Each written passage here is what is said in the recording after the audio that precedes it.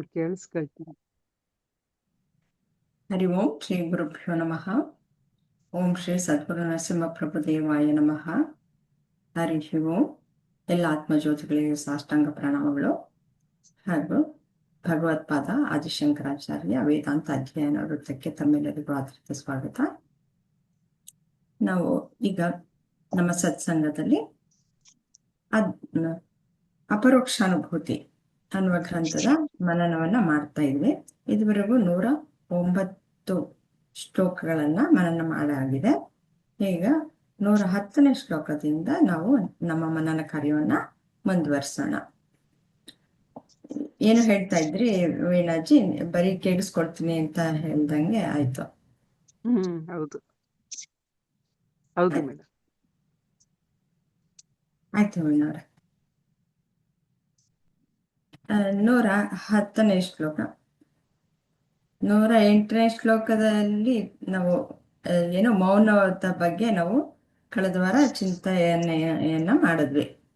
3 ಶ್ಲೋಕಗಳು ಸಹ ಮೌನದ ಬಗ್ಗೆ ಹೇಳಿದ್ವು. ಈಗ 10ನೇ ಶ್ಲೋಕ ಏನ್ ಹೇಳುತ್ತೆ ನೋಡೋಣ. ಹರಿ ಓಂ ವಿಜಯಲಕ್ಷ್ಮಿ ಅವರೇ.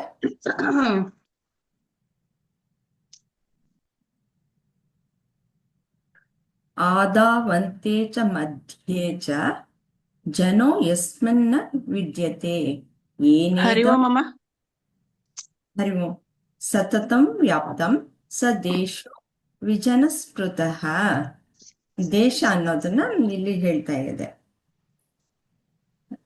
ನಾವು ಈಗ ಏನ್ ನೋಡ್ತಾ ಇದೀವಿ, ನಿಧಿಧ್ಯಾಸ 15 ರೀತಿಯಲ್ಲಿ ವಿಭಾಗ ಮಾಡಿ ನಮಗೆ ಇಲ್ಲಿ ಹೇಳ್ಕೊಡ್ತಾ ಇದ್ದಾರೆ. ಪತಂಜಲಿ ಯೋಗದಲ್ಲಿ 8 ಅಂಗಗಳನ್ನ ನಮಗೆ ಗೊತ್ತಿದೆ, ಅಲ್ಲಿ ತಿಳಿಯಪಡಿಸಲ್ಪಟ್ಟಿದೆ. ಅದನ್ನ 15 ವಿಂಗಡಿಸಿದ್ದಾರೆ. ಆದ್ರೆ ಅಲ್ಲಿ ಹೇಳಿರುವ ಅರ್ಥವೇ ಬೇರೆ, ಇಲ್ಲಿ ತೆಗೆದುಕೊಂಡಿರುವ ಅರ್ಥವೇ ಬೇರೆ. ಅದಕ್ಕೂ ಇದಕ್ಕೂ ಕೆಲವು ರೀತಿಯಲ್ಲಿ ಸಾಮ್ಯತೆ ಇದ್ರೂ ಸಹ ಸಂಪೂರ್ಣ ಅರ್ಥ ಬೇರೆ ಬೇರೆಯೇ ಆಗಿರುತ್ತೆ. ಇಲ್ಲಿ ದೇಶ ಅನ್ನೋದನ್ನ ಈಗ ಹೇಳ್ತಾ ಇದ್ದಾರೆ. ನಾವು 15 ಅಂಗಗಳು ಏನು ಅನ್ನೋದನ್ನ ಮೊದಲೇ ತಿಳ್ಕೊಂಡಿದ್ವಿ. ಈಗ ದೇಶ. ಇಂದ್ರಮ್ಮ ಅವರೇ, ಈ ದೇಶ ಅಂದ್ರೆ ಏನು, ಇದರ ಅರ್ಥವನ್ನ ಸಹ ಸಂಕ್ಷಿಪ್ತವಾಗಿ ತಿಳ್ಕೊಂಬಿಡೋಣ, ಆಮೇಲೆ ಹೋಗೋಣ. ಯಾವ ಬ್ರಹ್ಮದಲ್ಲಿ ಆದಿಯಲ್ಲಿಯೂ ಮಧ್ಯದಲ್ಲಿಯೂ ಕೊನೆಯಲ್ಲಿಯೂ ಏನೂ ಇರುವುದಿಲ್ಲವೋ, ಯಾವ ಬ್ರಹ್ಮವು ಪ್ರಪಂಚವನ್ನೇ ಆವರಿಸಿದೆಯೋ ಆ ಬ್ರಹ್ಮವೇ ವಿಜನ. ಸದಾ ಬ್ರಹ್ಮವನ್ನೇ ಅನುಭವಿಸುತ್ತಿರುವವನಿಗೆ ಮತ್ತೇನು ಅನುಭವಕ್ಕೆ ಬಾರದುದರಿಂದ ಅವನು ನಿರ್ಜನ ಪ್ರದೇಶದಲ್ಲಿರುತ್ತಾನೆಂದು ಭಾವ. ಒಬ್ಬ ಜ್ಞಾನಿಗೆ ದೇಶ ಅನ್ನೋದು ಹೇಗೆ ತೋರಿ ಬರುತ್ತೆ ಅನ್ನೋದನ್ನ ಇಲ್ಲಿ ಹೇಳ್ತಾರೆ. ಮೇಡಮ್ ಚೂರ್ ದೊಡ್ಡದ್ ಮಾಡಿ, ಇದನ್ನ ನಂಗೆ ಕಾಣಿಸ್ತಾ ಇಲ್ಲ. ಮ್ಯಾಕ್ಸಿಮಮ್ ಮಾಡಿದ್ದೀನಿ ನಾನು. ನಿಮ್ ಸ್ಕ್ರೀನ್ ಅಲ್ಲಿ ಸ್ವಲ್ಪ ದೊಡ್ಡದು ಮಾಡ್ಕೊಳ್ಳಿ. ಬರ್ತಾ ಇಲ್ವೇ? ಸ್ವಲ್ಪ ಟ್ಯಾಪ್ ಮಾಡಿ, ಟ್ಯಾಪ್ ಮಾಡ್ಬಿಟ್ಟು ಅಗಲ ಮಾಡಿ.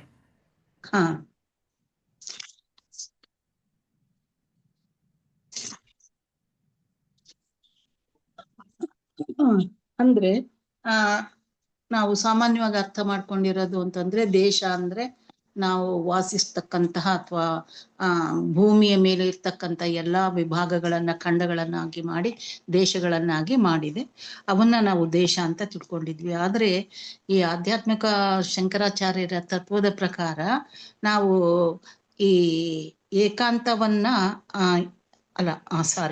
ಅಂದ್ರೆ ಜನ ಹುಟ್ಟುತ್ತಾರೆ ಬ್ರಹ್ಮಾಂಡದಲ್ಲಿ. ಆಮೇಲೆ ಬ್ರಹ್ಮದಿಂದ ಯಾವುದೇ ಹುಟ್ಟಿದ್ರು ಕೂಡ ಅದು ಇಲ್ಲವಾಗಿರ್ತದೆ. ಬ್ರಹ್ಮ ಸೃಷ್ಟಿ ಅಂತ ನಾವ್ ಹೇಳ್ತೀವಿ, ಆದ್ರೆ ಅದು ಎಲ್ಲ ಕಡೆ ಮುಂಚೆನೂ ಇತ್ತು, ಈಗನೂ ಇತ್ತು. ಏನಿದ್ರು ಇರ್ಬೇಕಾದ್ರಿಂದ ಕೂಡ ಅದನ್ನ ಹಬ್ಬಿ ಹೋಗಿದೆ. ಅದ್ರಲ್ಲಿ ಜನವೆಂದರೆ ಹುಟ್ಟಿದವರು, ಇಲ್ಲವಾದರು, ಅಥವಾ ಜನದಲ್ಲಿ ಮೊದಲಿದ್ರು ಆಮೇಲೆ ಬಂದ್ರು, ಇದ್ಯಾವುದೂ ಇರೋದಿಲ್ಲ. ಸಕಲ ಪ್ರಪಂಚ ಕೂಡ ಒಂದು ವ್ಯಾಪ್ತ ರೂಪದಲ್ಲಿ ಇದು ವ್ಯಾಪ್ತಗೊಂಡ್ಬಿಟ್ಟಿದೆ.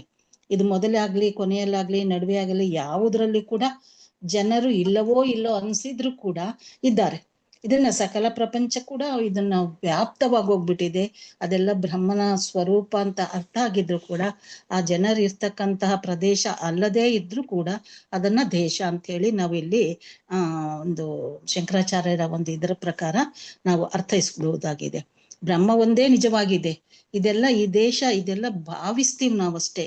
ಇದು ಒಂದು ಅಂಗದ ರೂಪದಲ್ಲಿ ಬ್ರಹ್ಮನಲ್ಲಿ ಸೇರ್ಕೊಂಡಿದೆಯೇ ಹೊರತು ಇದು ನಿಜವಾಗಿ ಇರ್ತಕ್ಕಂತಹ ದೇಶ ಅಲ್ಲ.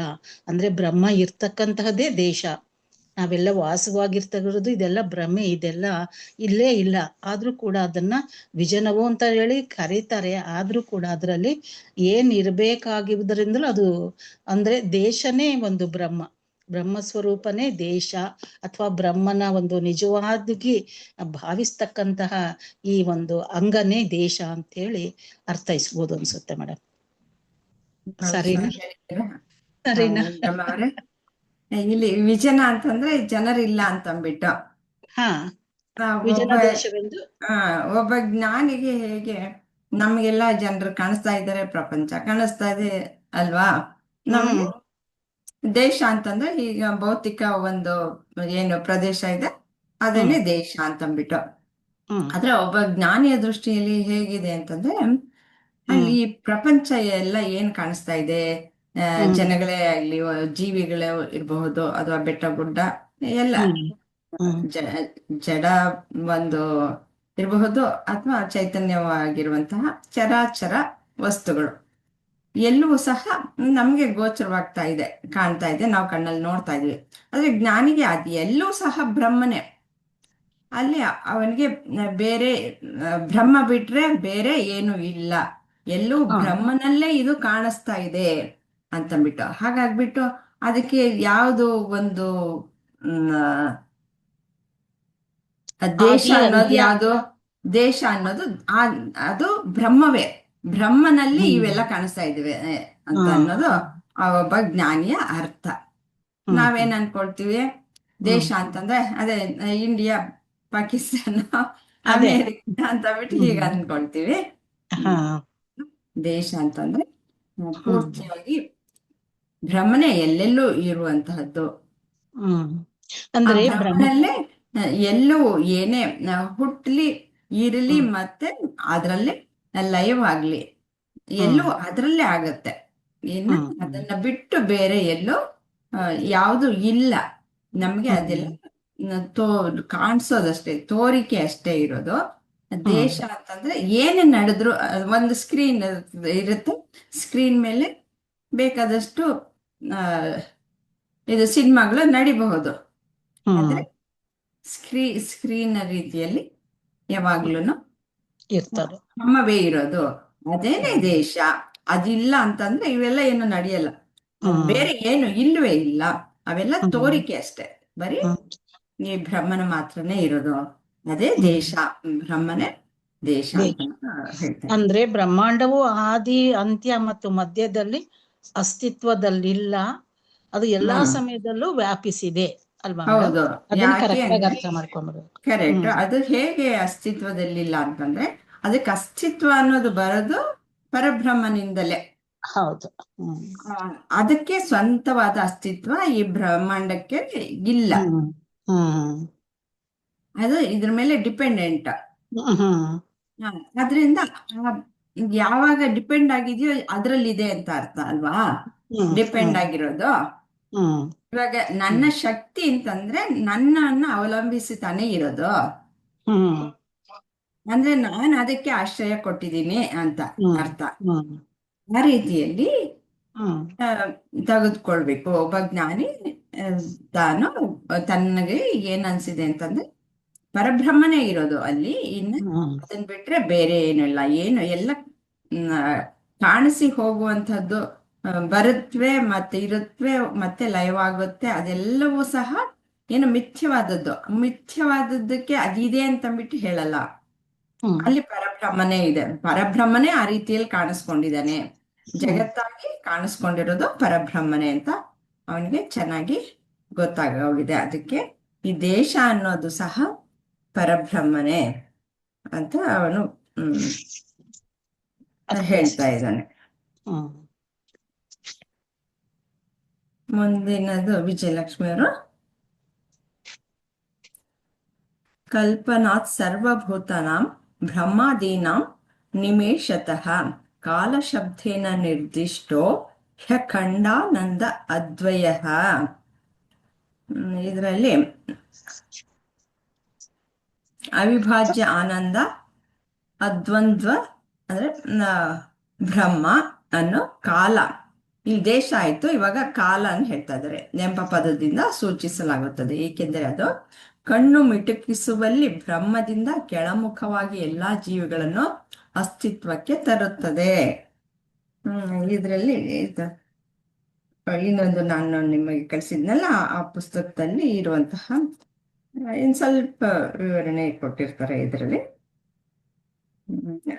ಬ್ರಹ್ಮವು ಕಣ್ಣೆವೆಯನ್ನು ತೆರೆದು ಮುಚ್ಚುವಷ್ಟರಲ್ಲಿಯೇ ಸಕಲ ಪ್ರಾಣಿಗಳನ್ನು ಸೃಷ್ಟಿಸಿ ಸಂಹರಿಸುತ್ತದೆ, ಅಥವಾ ಸರ್ವ ಪ್ರಾಣಿಗಳು ಕಾಲಕ್ಕೆ ಕಟ್ಟು ಬಿದ್ದಿರುವಂತೆ ಮಾಡುತ್ತದೆ.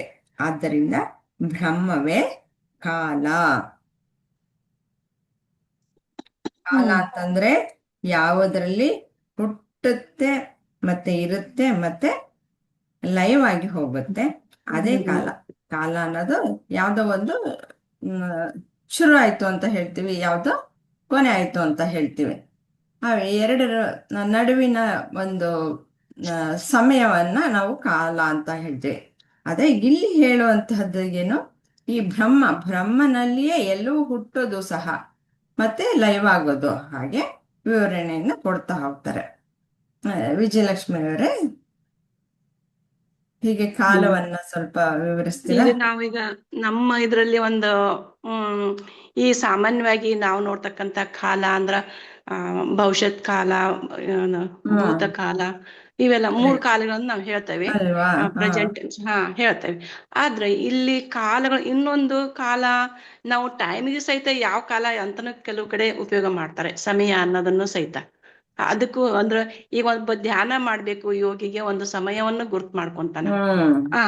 ಹಾಗೆ ಮಾಡ್ಕೊಂಡ ಮೇಲೆ ಅದನ್ನೇ ಇಲ್ಲಿ ಹೇಳ್ತಕ್ಕಂಥದ್ದು, ಶಂಕರಾಚಾರ್ಯ ಹೇಳ್ತಕ್ಕಂಥದ್ದು ಕಾಲ ಎಂದ್ರೆ ಈಗ ಬ್ರಹ್ಮ ಜ್ಞಾನವನ್ನ ಪಡೆದಂತವನೇ ಕಾಲ ಅಂತ. ಅಂದ್ರೆ ಈ ಎಲ್ಲವನ್ನು ಈ ಮುಂದಿನ ಒಂದು ಕಾಲವನ್ನ ಅಂದ್ರೆ ಬ್ರಹ್ಮನೇ ಈಶ್ವರ ಅಂತ ಹೇಳಿ ಅಂತ ಕಂಡು ಬಂದ್ಮೇಲೆ ಆ ಕಾಲವನ್ನ ಮೀರಿದವನಿಗೆ ಮಹಾಕಾಲ ಅಂತಾನು ಹೇಳ್ಬೋದು. ಈ ಈಶ್ವರನೇ ಎಲ್ಲಾ ಸೃಷ್ಟಿ ಮಾಡ್ತಾನೆ. ಅಂದ್ರೆ ಸೃಷ್ಟಿ, ಸ್ಥಿತಿ, ಲಯ ಈ 3 ಭಗವಂತನೇ ಮಾಡಿದಾಗ ಅಲ್ಲಿ ಅದು ಸೃಷ್ಟಿ ಆಗ್ತತಿ, ನಾಶ ಅದನ್ನ ಪೋಷಣೆ ಮಾಡ್ತಾನೆ. ಈಗ ವಿಷ್ಣು ನಾವೀಗ ಹೇಳೋದು ಸಾಮಾನ್ಯವಾಗಿ ಸೃಷ್ಟಿ ಬ್ರಹ್ಮ ಮಾಡ್ತಾನೆ, ಪೋಷಣೆ ವಿಷ್ಣು ಮಾಡ್ತಾನೆ, ಇನ್ನೊಂದು ನಾಶ ರುದ್ರ ಮಾಡ್ತಾನೆ ಅಂತ ಹೇಳ್ತೇವೆ. ಈ ಒಂದು ನಮ್ಮ ಸೃಷ್ಟಿ ಸ್ಥಿತಿ ಲಯದಲ್ಲಿ ಇಲ್ಲಿ ಎಲ್ಲಾ ಒಂದು ಗುರುಜಿ ಹೇಳಿದ್ದು, ಈ ಶಂಕರಾಚಾರ್ಯ ಹೇಳಿದ್ರು ಅಂದ್ರೆ ಈಗ ಈ ನಮ್ಮ ಮನಸ್ಸನ್ನ ಯಾವ ರೀತಿ ನಮ್ಮಲ್ಲಿ ನಾವು ಇಟ್ಕೋಬೇಕು, ಆ ಮನಸ್ಸನ್ನ ಬ್ರಹ್ಮನಲ್ಲಿ ಇಟ್ಕೊಂಡಾಗ ಅದನ್ನೇ ಸಮಯವನ್ನು ಜೋಡಿಸ್ತೇವಲ್ಲ, ಆ ಕಾಲನೇ ಕಾಲ ಅಂತ ಹೇಳ್ಬೋದು ಅಂತ ಹೇಳಮ್ಮ. ಅದೇ ರೀತಿ ಈಗ ನಾವು ಒಂದು ಗಾಢ ನಿದ್ದೆಗಿದ್ದಾಗ ಏನೂ ಇರೋದಿಲ್ಲ. ಸ್ವಪ್ನದಲ್ಲಿ ನಾವು ಸ್ವಪ್ನದ ಎಲ್ಲಾ ನೋಡ್ತೇವೆ, ಸ್ವಪ್ನದ ಒಂದು ಚಿತ್ರಗಳನ್ನ ನೋಡ್ತೇವೆ. ಆಮೇಲೆ ಎಚ್ಚರದಲ್ಲಿ ಬುದ್ಧಿ, ಮನಸ್ಸು, ಅಹಂಕಾರ ಎಲ್ಲಾ ಬರ್ತೈತಿ, ಎಲ್ಲವನ್ನು ನೋಡ್ತೇವೆ. ಆದ್ರೆ ಈ ಎಲ್ಲವನ್ನು ಕಾಲವನ್ನ ಮೀರ್ದಕ್ಕಂಥ ಒಂದು ಕಾಲ, ಈ ಸ್ವಪ್ನದಲ್ಲಿ ಕಂಡಿದ್ದು ಒಂದು ಕಾಲ ಅಂತ ಹೇಳ್ಬೋದು, ಎಚ್ಚರದಲ್ಲಿ ಒಂದು ಕಾಣತಕ್ಕಂಥದ್ದು ಒಂದು ಕಾಲ. ಇವು ಎಲ್ಲ ಕಾಲ ಇದ್ಮೇಲೆ ಅದನ್ನೇ ಒಂದು ಗುರೂಜಿ ಹೇಳಿದ್ದು ಮಹಾಕಾಲ, ಅದೇ ಆತ್ಮ, ಅದೇ ಬ್ರಹ್ಮ. ಮಹಾಕಾಲ ಅಂದ್ರೆ ಈ ಒಂದಾಗುವ ಮನಸ್ಸು ಮತ್ತು ಬ್ರಹ್ಮನಲ್ಲಿ ಒಂದಾಗ್ತಕ್ಕಂಥ, ಆತ್ಮನಲ್ಲಿ ಒಂದಾಗ್ತಕ್ಕಂಥ ಆ ಒಂದು ಕಾಲವನ್ನ ಮಹಾಕಾಲ ಅಂತಾನು ಕರೀತಾರೆ ಅಂತ ಹೇಳಿದಾರಮ್ಮ. ಇದರ ಅರ್ಥ ಇದರಲ್ಲಿ ಭಗವದ್ಗೀತೆಯಲ್ಲಿ ಹೇಳಿದ್ದಾರೆ. ಊರ್ಧ್ವ ಮೂಲಂ ಅಂತ ಅದು ಒಂದು ಗಿಡದ ಒಂದು ಚಿತ್ರಣ ಕೊಟ್ಟಿರ್ತಾರೆ. ಟೊಂಗೆಗಳೆಲ್ಲ ನೀರೊಳಗೆ,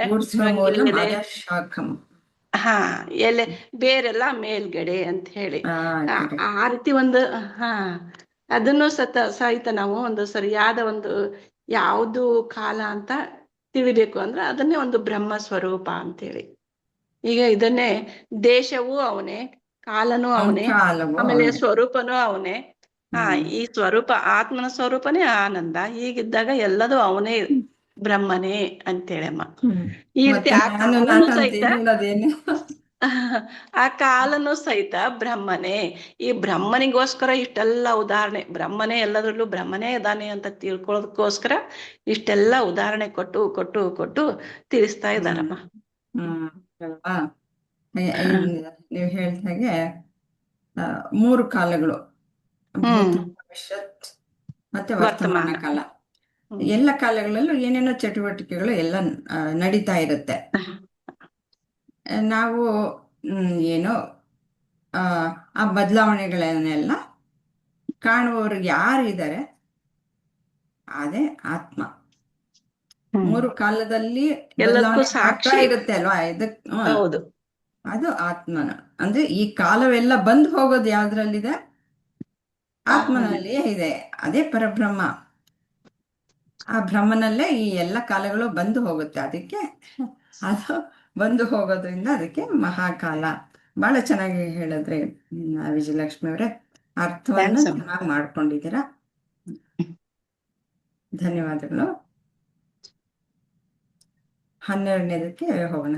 ಸುಖೇ ನೈವ ಭವೇದ್ಯಸ್ಮನ್ ಅಜಸ್ರಂ ಬ್ರಹ್ಮ ಚಿಂತನಂ ಆಸನಂ ತದ್ವಿಜಾನೀಯಾನ್ ಏತರತ್ ಸುಖನಾಶನಂ. ಇದರ ಅರ್ಥನೂ ನೋಡೋಣ. ಇದರಲ್ಲಿ ಏನ್ ಕೊಟ್ಟಿದ್ದಾರೆ? ಬ್ರಹ್ಮನ ಧ್ಯಾನವು ಸ್ವಯಂ ಪ್ರೇರಿತವಾಗಿ ಮತ್ತು ಅವಿರತವಾಗಿ ಹರಿಯುವ ನಿಜವಾದ ಭಂಗಿಯಾಗಿದೆಯೇ ಹೊರತು ಒಬ್ಬರ ಸಂತೋಷವನ್ನು ನಾಶಪಡಿಸುವ ಬೇರೆ ಯಾವುದೂ ಅಲ್ಲ ಎಂದು ಒಬ್ಬರು ತಿಳಿದುಕೊಳ್ಳಬೇಕು.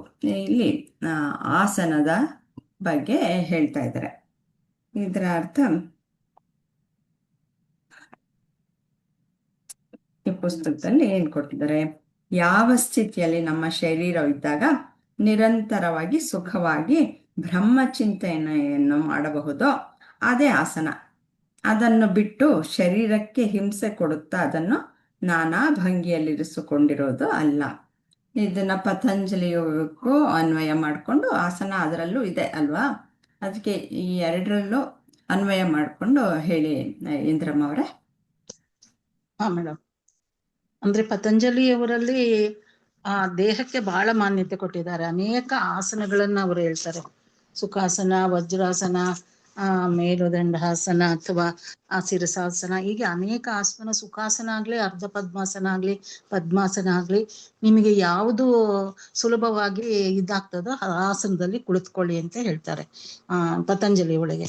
ಅದು ದೇಹಕ್ಕೆ ಒಂದು ಸ್ವಾಸ್ಥ್ಯವನ್ನ ಕೊಟ್ಟಾಗ ಮನಸ್ಸು ಕೂಡ ಅದರಲ್ಲಿ ಇದಾಗಬಹುದು ಅಂತಕ್ಕಂಥ ದೃಷ್ಟಿಯಿಂದ ಹೇಳಿರಬಹುದು ಅನ್ಸುತ್ತೆ. ಅಂದ್ರೆ ಅವ್ರು ಹೇಳಿರೋ ಶಾಸ್ತ್ರದಲ್ಲಿ ಒಂದು ಆಸನ ಅಂದ್ರೆ ದೇಹಕ್ಕೆ ಅದು ಬಹಳ ಅನ್ವಯ ಆಗ್ತದೆ. ಆದ್ರೆ ಇಲ್ಲಿ ಶಂಕರಾಚಾರ್ಯರ ಪ್ರಕಾರ ಸುಖಾಸನ ಅಂತ ಹೇಳಿದ್ರೆ ಆ ಬ್ರಹ್ಮಚಿಂತನೆಗೆ ಅಥವಾ ಒಂದು ಬ್ರಹ್ಮನನ್ನ ನಾವು ಯಾವುದ್ರಲ್ಲಿ ತಲ್ಲೀನಗೊಳಿಸ್ಬೋದು ಅಥವಾ ಯೋಗಕ್ಕೆ ಅನುಗುಣವಾಗಿ ಅವ್ರನ್ನ ಅನುಸರಿಸಬಹುದು. ಬ್ರಹ್ಮವನ್ನ ನಾವು ಇದನ್ನ ಅಂದ್ರೆ ಬ್ರಹ್ಮಚಿಂತನೆ ಒಳಗೆ ನಾವು ಸಾಗುವಂತಹ ಒಂದು ಆಸನ ಅದೇನಾಗಿರುತ್ತೋ ಅದೇ ಸುಖಾಸನ ಅಂತ ಹೇಳಿ ಇಲ್ಲಿ ಅರ್ಥೈಸ್ತಿದ್ದಾರೆ ಅನ್ಸುತ್ತೆ. ಈ ಸ್ವಸ್ತಿಕ್ಕಾಗ್ಲಿ, ಪದ್ಮಾಸನ ಆಗಿರ್ಲಿ, ಇವನ್ನೆಲ್ಲ ಅಂದ್ರೆ ಬಹಳ ಹೊತ್ತು ಕುತ್ಕೊಂಡು ಅಭ್ಯಾಸದಿಂದ ಮಾತ್ರ ಅದು ಆಗ್ಲಿಕ್ಕೆ ಸಾಧ್ಯ. ಆದ್ರೆ ಬ್ರಹ್ಮಚಿಂತನೆಯಲ್ಲೇ ಒಳಗಾಗಿರ್ತಕ್ಕಂತಹ ಸದಾ ನಾವು ಅದೇ ಚಿಂತೆಯಲ್ಲಿ ಇರೋದ್ರಿಂದ ಅದು ಆ ದೇಹಕ್ಕೆ ಸಂಬಂಧಪಟ್ಟಂತ ಆಸನ ಅಲ್ಲ. ಇದು ಬ್ರಹ್ಮಕ್ಕೆ ಯೋಗ್ಯವಾಗಿರ್ತಕ್ಕಂತಹ ಆಸನ. ಬ್ರಹ್ಮಚಿಂತನೆಯಲ್ಲಿ ನೀವು ಒಳಗಾದಾಗ ಅದೇ ಸುಖಾಸನ ಆಗುತ್ತೆ. ಇದು ದೇಹಕ್ಕೆ ಸಂಬಂಧಪಟ್ಟದ್ದು ಅಲ್ಲ. ಮನಸ್ಸಿನ ಸ್ಥಿತಿ ಯಾವಾಗ್ಲೂ ಕೂಡ ಬ್ರಹ್ಮನನ್ನೇ ಧ್ಯಾನಿಸ್ತಾ ಇರಬೇಕು. ಅದೇ ಆಸನ ಅಂತೇಳಿ ಅರ್ಥೈಸ್ತಿದ್ದಾರೆ ಮೇಡಮ್. ಮತ್ತಿದ್ರಿಂದ ಈ ಒಂದು ಬ್ರಹ್ಮಚಿಂತನೆಯನ್ನೇ ಧ್ಯಾನ ಮಾಡ್ಕೊಂತ ಅದೇ ಆಸನದಲ್ಲಿ ನಾವಿದ್ದಾಗ ಅದು ನಮ್ಗೆ ಹೆಚ್ಚಾಗಿ ಸುಖವನ್ನ ಕೊಡ್ತದೆ, ಶಾಂತಿಯನ್ನ ಕೊಡ್ತದೆ. ಮತ್ತೆ ನಮ್ಮ ಒಂದು ಇದಕ್ಕೆ ಏನು ನಮ್ಮ ಬ್ರಹ್ಮಚಿಂತನೆಗೆ ಆಗ್ಲಿ, ಆತ್ಮಚಿಂತನೆಗೆ ಆಗ್ಲಿ, ಅದಕ್ಕೆಲ್ಲ ನಾವು ಬಹಳ ಹತ್ತಿರವಾಗಿ ಹೋಗ್ಬಿಡ್ತೇವೆ. ಅದಕ್ಕೆ ಯಾವಾಗ್ಲೂ ಕೂಡ ಏನು ಚಿತ್ತಕ್ಕೆ ಸಂಬಂಧಪಟ್ಟಿದ್ರು ಕೂಡ ಚಿತ್ತವನ್ನ, ಬುದ್ಧಿಯನ್ನ ಅಥವಾ ಅಹಂಕಾರ, ಮನಸ್ಸು ಇದನ್ನೆಲ್ಲವನ್ನ ನಾವು ಇದನ್ನ ಸುಖಾಸನದ ಮೂಲಕ ಅಂದ್ರೆ ಯಾವ ಆಸನದಲ್ಲಿ ಯಾವಾಗ ಚಿಂತನೆ ಮಾಡ್ತೇವೆ ಅದೇ ಸುಖಾಸನ ಆಗಿ ಚಿಂತನೆಯಲ್ಲಿ ಇರೋದನ್ನ ನಾವು ಇದ್ ಮಾಡ್ಕೊಂಡ್ರೆ ಉಳಿದಿದ್ದೆಲ್ಲ ಕೂಡ ನಾಶ ಆಗೋಗ್ಬಿಟ್ಟು ನಾವು ಸುಖಾಸನವನ್ನೇ ಹೊಂದುತ್ತೇವೆ. ಅಂದ್ರೆ ಬ್ರಹ್ಮನನ್ನ ಕುರಿತು ಚಿಂತನೆ ಮಾಡುವುದೇ ಅದು ಒಂದು ಬ್ರಹ್ಮಾಸನ ಅಥವಾ ಅದೇ ಸುಖಾಸನ ಅಂತ ಹೇಳ್ಬಿಟ್ಟು ಇಲ್ಲಿ ಒಪ್ಕೋಬೋದಾಗಿದೆ ಮೇಡಮ್. ತುಂಬಾ ಚೆನ್ನಾಗಿ ಹೇಳಿದ್ದೀರಾ. ನೀವು ಹೇಳಿದ ಹಾಗೆ ಹಾ. ಒಂದು ದೇಹದ ಸ್ವಾಸ್ಥ್ಯಕ್ಕಿಂತ ಮನಸ್ಸಿನ ಸ್ವಾಸ್ಥ್ಯನೇ ಮುಖ್ಯ. ಹೆಚ್ಚು ಅನ್ವಯ ಆಗ್ತದೆ. ಅದೇ ಆಸನ ಅಂತಂದ್ರೆ ಸುಖಾಸನ ಅಂತಂದ್ರೆ ದೇಹ ಸ್ವಾಸ್ಥ್ಯ ಎಲ್ಲಿ ದೇಹ ಸ್ವಾಸ್ಥ್ಯ ನಾವು ಪತಂಜಲಿ ಯೋಗದಲ್ಲಿ ನೋಡ್ತೀವಿ, ಎಲ್ಲಿ ಆರಾಮಾಗಿ ಕೂತ್ಕೊಳ್ಬೋದು ಅಂತ. ಇಲ್ಲಿ ಹೇಳ್ತಾ ಇರೋದು ಶಂಕರಾಚಾರ್ಯರು ಮನಸ್ಸಿನ ಸ್ವಾಸ್ಥ್ಯ ಅದು ಮುಖ್ಯ, ನಾನು ಬ್ರಹ್ಮನನ್ನ ಕಂಡ್ಕೊಳ್ಳೋದಕ್ಕೆ ಅಂತ. ಮತ್ತೆ ನೆಕ್ಸ್ಟ್ ಸಿದ್ಧಾಸನದ ಬಗ್ಗೆ ಹೇಳ್ತಾ ಹೋಗ್ತಾರೆ.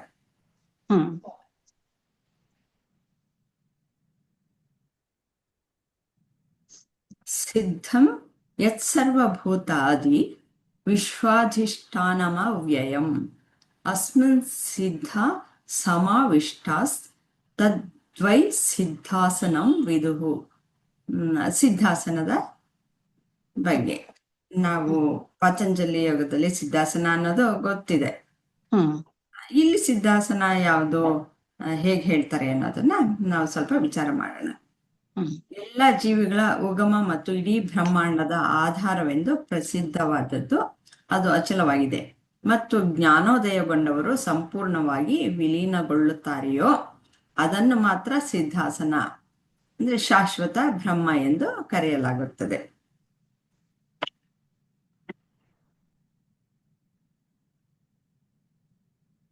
ಸಿದ್ಧಾಸನವೆಂದರೆ ಸಿದ್ಧವಾದ ಆಸನ ಅಥವಾ ಸಿದ್ಧರ ಆಸನ. ಎರಡು ದೃಷ್ಟಿಯಿಂದಲೂ ಬ್ರಹ್ಮವೇ ಸಿದ್ಧಾಸನ. ಈಗಾಗ್ಲೇ ಸಿದ್ಧವಾಗಿರೋದು ಅಥವಾ ಸಿದ್ಧರದ ಆಸನ ಎರಡು, ಅದು ಸಕಲ ವಿಶ್ವದ ಆದಿಕಾರಣವೆಂದು ಆಧಾರವೆಂದು ಸಿದ್ಧವಾಗಿದೆ. ಹಾಗೂ ಜ್ಞಾನಿಗಳು ಧ್ಯಾನದ ಮೂಲಕ ಬ್ರಹ್ಮವನ್ನೇ ಆಶ್ರಯಿಸಿರುವುದರಿಂದ ಅದು ಸಿದ್ಧರ ಆಸನವೂ ಆಗಿದೆ. ಈ ರೀತಿ ಅರ್ಥವನ್ನ ಹೇಳಿದ್ದಾರೆ. ವಿಜಯಲಕ್ಷ್ಮಿ ಅವರೇ, ಸ್ವಲ್ಪ ವಿವರಿಸಿ ಹೇಳ್ತೀರಾ?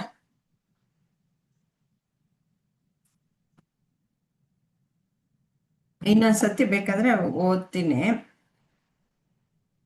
ಬೇಕು ಅಂದ್ರೆ ನೀವು ಮೊದ್ಲೇ ಓದ್ಕೊಂಡಿದ್ರೆ ಓಕೆ.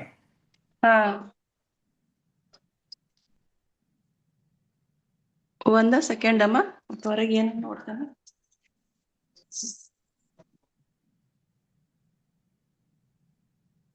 ಇದನ್ನ ನಾನೇ ಹೇಳ್ಬಿಡ್ಲಾ ಮೇಡಮ್? ಅಲ್ಲ, ಬೇಕು ಅಂದ್ರೆ ಇನ್ನೊಂದ್ಸತಿ ಓದ್ತೀನಿ, ಬಿಡಿಸಿ ಹೇಳ್ತೀನಿ. ಸಿದ್ಧಾಸನ ಅಂದ್ರೆ ಸಿದ್ಧವಾಗಿರೋದಾಗ್ಲೇ ಸಿದ್ಧವಾಗಿರುವಂತಹ ಆಸನ ಅಥವಾ ಸಿದ್ಧರ ಆಸನ. ಸಿದ್ಧರು ಅಂದ್ರೆ ಯಾರು, ಇವಾಗ ಸಿದ್ಧವಾಗಿರುವಂತಹ ಆಸನ ಅಂದ್ರೆ ಏನು, ಇವೆರಡನ್ನು ಹೇಳ್ಬೇಕಾಗತ್ತೆ. ಆ ಎರಡು ದೃಷ್ಟಿಯಿಂದನೂ ಅದು ಬ್ರಹ್ಮನೇ ಸಿದ್ಧಾಸನ ಅಂತ ಹೇಳ್ತಾರೆ. ನಾವು ಅರ್ಥ ಮಾಡ್ಕೊಳ್ಬೇಕಾದ್ರೆ ಸಿದ್ಧವಾಗಿರೋ ಆಸನ ಅಂದ್ರೆ ಏನು, ಸಿದ್ಧರ ಆಸನ ಅಂದ್ರೆ ಏನು, ಇದು ಎಲ್ಲದರಲ್ಲೂ ಸಿದ್ಧಾಸನ ಅಂದ್ರಮ್ಮ ಯಾರು ಬ್ರಹ್ಮನನ್ನೇ ಕಾಣ್ತಾರೆ, ಯಾವಾಗ್ಲೂ ಸದಾ ಕಾಲ ಬ್ರಹ್ಮನನ್ನೇ ನಿಧಿ ಧ್ಯಾಸದಲ್ಲಿ ಅಳವಡಿಸ್ಕೊಂತಾರೆ, ಅವರನ್ನ ನಾವು ಸಿದ್ಧ ಪುರುಷ ಅಂತ ಹೇಳ್ಬೋದು. ಆಮೇಲೆ ಸಿದ್ಧಾಸನ ಅಂದ್ರೆ ಅವನು ತನ್ನ ಈ ಸೃಷ್ಟಿನೇ ಒಂದು ಸಿದ್ಧಾಸನ ಅಂತ. ಈ ಬ್ರಹ್ಮದ ಏನು ಸೃಷ್ಟಿ ಐತಿ, ಈ ಸೃಷ್ಟಿನೇ ಒಂದು ಆಸನ ಆಗೈತಿ ಅಂತ ಹೇಳಿ ಹೇಳ್ಬೋದಮ್ಮ, ಈ ಒಂದು ಶಂಕರಾಚಾರ್ಯ ಹೇಳಿದ್ರ ಮೂಲಕ. ಅದೇ ರೀತಿ ಈಗ ಸಿದ್ಧವಾಗಿರುವ ವಸ್ತು ಅಂದ್ರೂ ಸಹಿತ ಅಲ್ಲಿ ನಾನು ಅಹಂ ಬ್ರಹ್ಮಾಸ್ಮಿ ಅಂತ ತಿಳ್ಕೋಬೇಕು. ಆಮೇಲೆ ಸಿದ್ಧಾಸನ ಮತ್ತ ಯಾವುದೇ ಒಂದು ನಾವು ಯೋಗ ಮಾಡ್ತೇವೆ. ಈಗ ಹೊರಗಡೆ ಈಗ ನಮ್ಗೆ ಎಕ್ಸಸೈಜ್ ಅಂತ ಮಾಡ್ತೇವೆ, ಯೋಗ ಈ ಒಂದು ಎಲ್ಲಾ ಒಂದೊಂದು ರೀತಿಯ ಈ ಯೋಗಗಳನ್ನ ಮಾಡ್ತಾ ಇರ್ತೇವೆ. ಆದ್ರೆ ಅದೆಲ್ಲ ಏನಾಗ್ತೈತೆ ಅಮ್ಮ, ನಮ್ಗೆ ಶರೀರಕ್ಕೆ ಈ ದೇಹಕ್ಕೆ ಸಂಬಂಧಪಟ್ಟಿದ್ದಾಗಿರ್ತೈತಿ. ಆದ್ರೆ ಇದೇನು ಸಿದ್ಧಾಸನ ಅನ್ನೋದೇನೈತಿ, ಇದನ್ನು ಸಹಿತ ಇದೇ ಬ್ರಹ್ಮಾಸನ. ಈ ಬ್ರಹ್ಮಾಸ್ಮಿ ಅಂತ ತಿಳಿಯೋದೇ ಒಂದು ನಿಜವಾದ ಆಸನ ಅಂತೇಳಿ ಹೇಳ್ಬೋದು. ಇದೇ ಒಂದು ಶಂಕರಾಚಾರ್ಯ ಹೇಳಿರ್ತಕ್ಕಂಥದ್ದಮ್ಮ. ಸರಿನಮ್ಮ? ಹಾ ಸರಿಯಾಗಿ ಹೇಳಿದ್ದೀರಾ. ಅಂದ್ರೆ ಹಾ. ಸಿದ್ಧಾಸನ ಅಂತಂದ್ರೆ ಮೊದ್ಲೇ ಸಿದ್ಧವಾಗಿದೆ ಅಂತ ನೀವು ಹೇಳಿದ ಹಾಗೇನೆ. ಹಾ, ಬ್ರಹ್ಮ ಅಂದ್ರೆ ಮೊದ್ಲೇ ಸಿದ್ಧ ಆಗಿರೋದು. ಬ್ರಹ್ಮ ಅದು ಯಾವಾಗ್ಲೋ ನಾವು ಎಲ್ಲೋ ನಾವು ಯಾವ್ದೋ ತಿಳ್ಕೊಂಡಿಲ್ಲ ಅಷ್ಟೇ. ಕಾಲದಲ್ಲೋ ಯಾವ್ದೋ ದೇಶದಲ್ಲೋ ನಾವು ನೋಡುವಂತಹದ್ದಲ್ಲ, ಆಗ್ಲೇ ಸಿದ್ಧವಾಗಿರುವಂತಹದ್ದೇ. ಆದ್ರೆ ನಮ್ಗೆ ಗೊತ್ತಿಲ್ಲ ಅಷ್ಟೇ. ಆ ಒಂದು ತಪ್ಪು ತಿಳುವಳಿಕೆಯನ್ನು ತೆಗ್ದುಹಾಕಿದ್ರೆ ಅದು ಸಿದ್ಧವಾಗಿ ಇರುವಂತಹದ್ದೇ.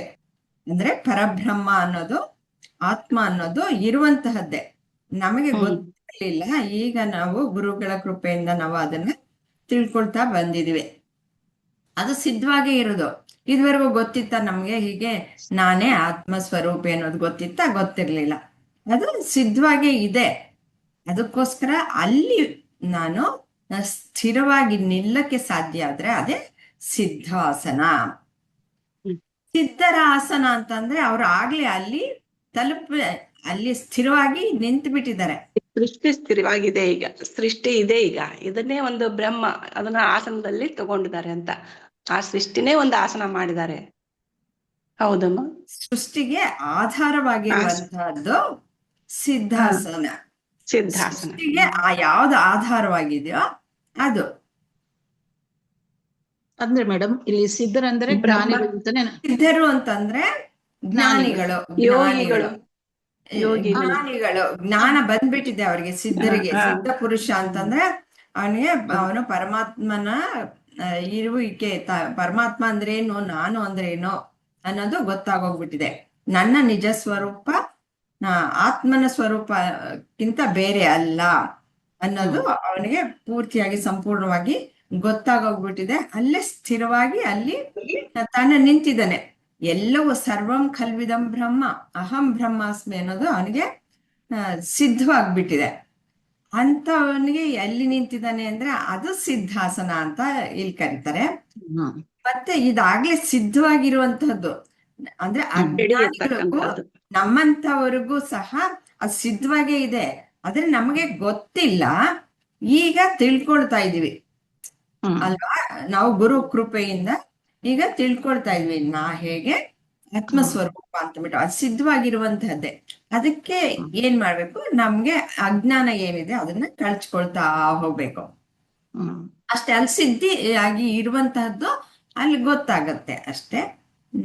ಆ ರೀತಿ ಎರಡು ರೀತಿಯಲ್ಲೂ ಪರಬ್ರಹ್ಮನೇ ಸಿದ್ಧಾಸನ ಅಂತಂದ್ಬಿಟ್ಟು ಹೇಳಿದ್ದಾರೆ. ನಾವು ಯೋಗ ಮಾಡ್ಬೇಕಂದ್ರೆ ಸಿದ್ಧಾಸನ ಅಂತ ಹಾಕ್ತಿವಿ. ಅದಕ್ಕೂ ಇದಕ್ಕೂ ಅದು ಬರೀ ಭೌತಿಕವಾಗಿ ನಾವು ನಮ್ಮ ಒಂದು ದೇಹಕ್ಕೆ ಮಾತ್ರ ಸರಿಯಾಗಿ ಇಟ್ಕೊಳ್ಳೋದಕ್ಕೋಸ್ಕರ, ಸ್ಥಿರವಾಗಿ ಇಟ್ಕೊಳ್ಳೋದಕ್ಕೋಸ್ಕರ ನೋಡ್ತೀವಿ. ಇಲ್ಲಾಂದ್ರೆ ಇದು ಜ್ಞಾನ.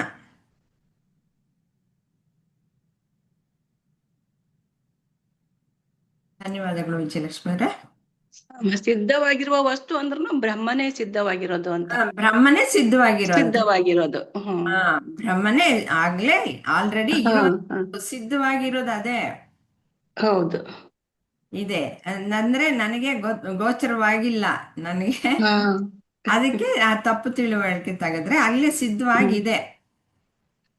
ಚೆನ್ನಾಗಿದೆ ಆದ್ರೆ ಜ್ಞಾನಿಗಳಿಗಾದ್ರೆ ಆಗ್ಲೇ ಅದು ಅವನನ್ನೇ ಜ್ಞಾನಿನೇ ಗೊತ್ತಾಗೋಗಿದೆ ಅಷ್ಟೆ.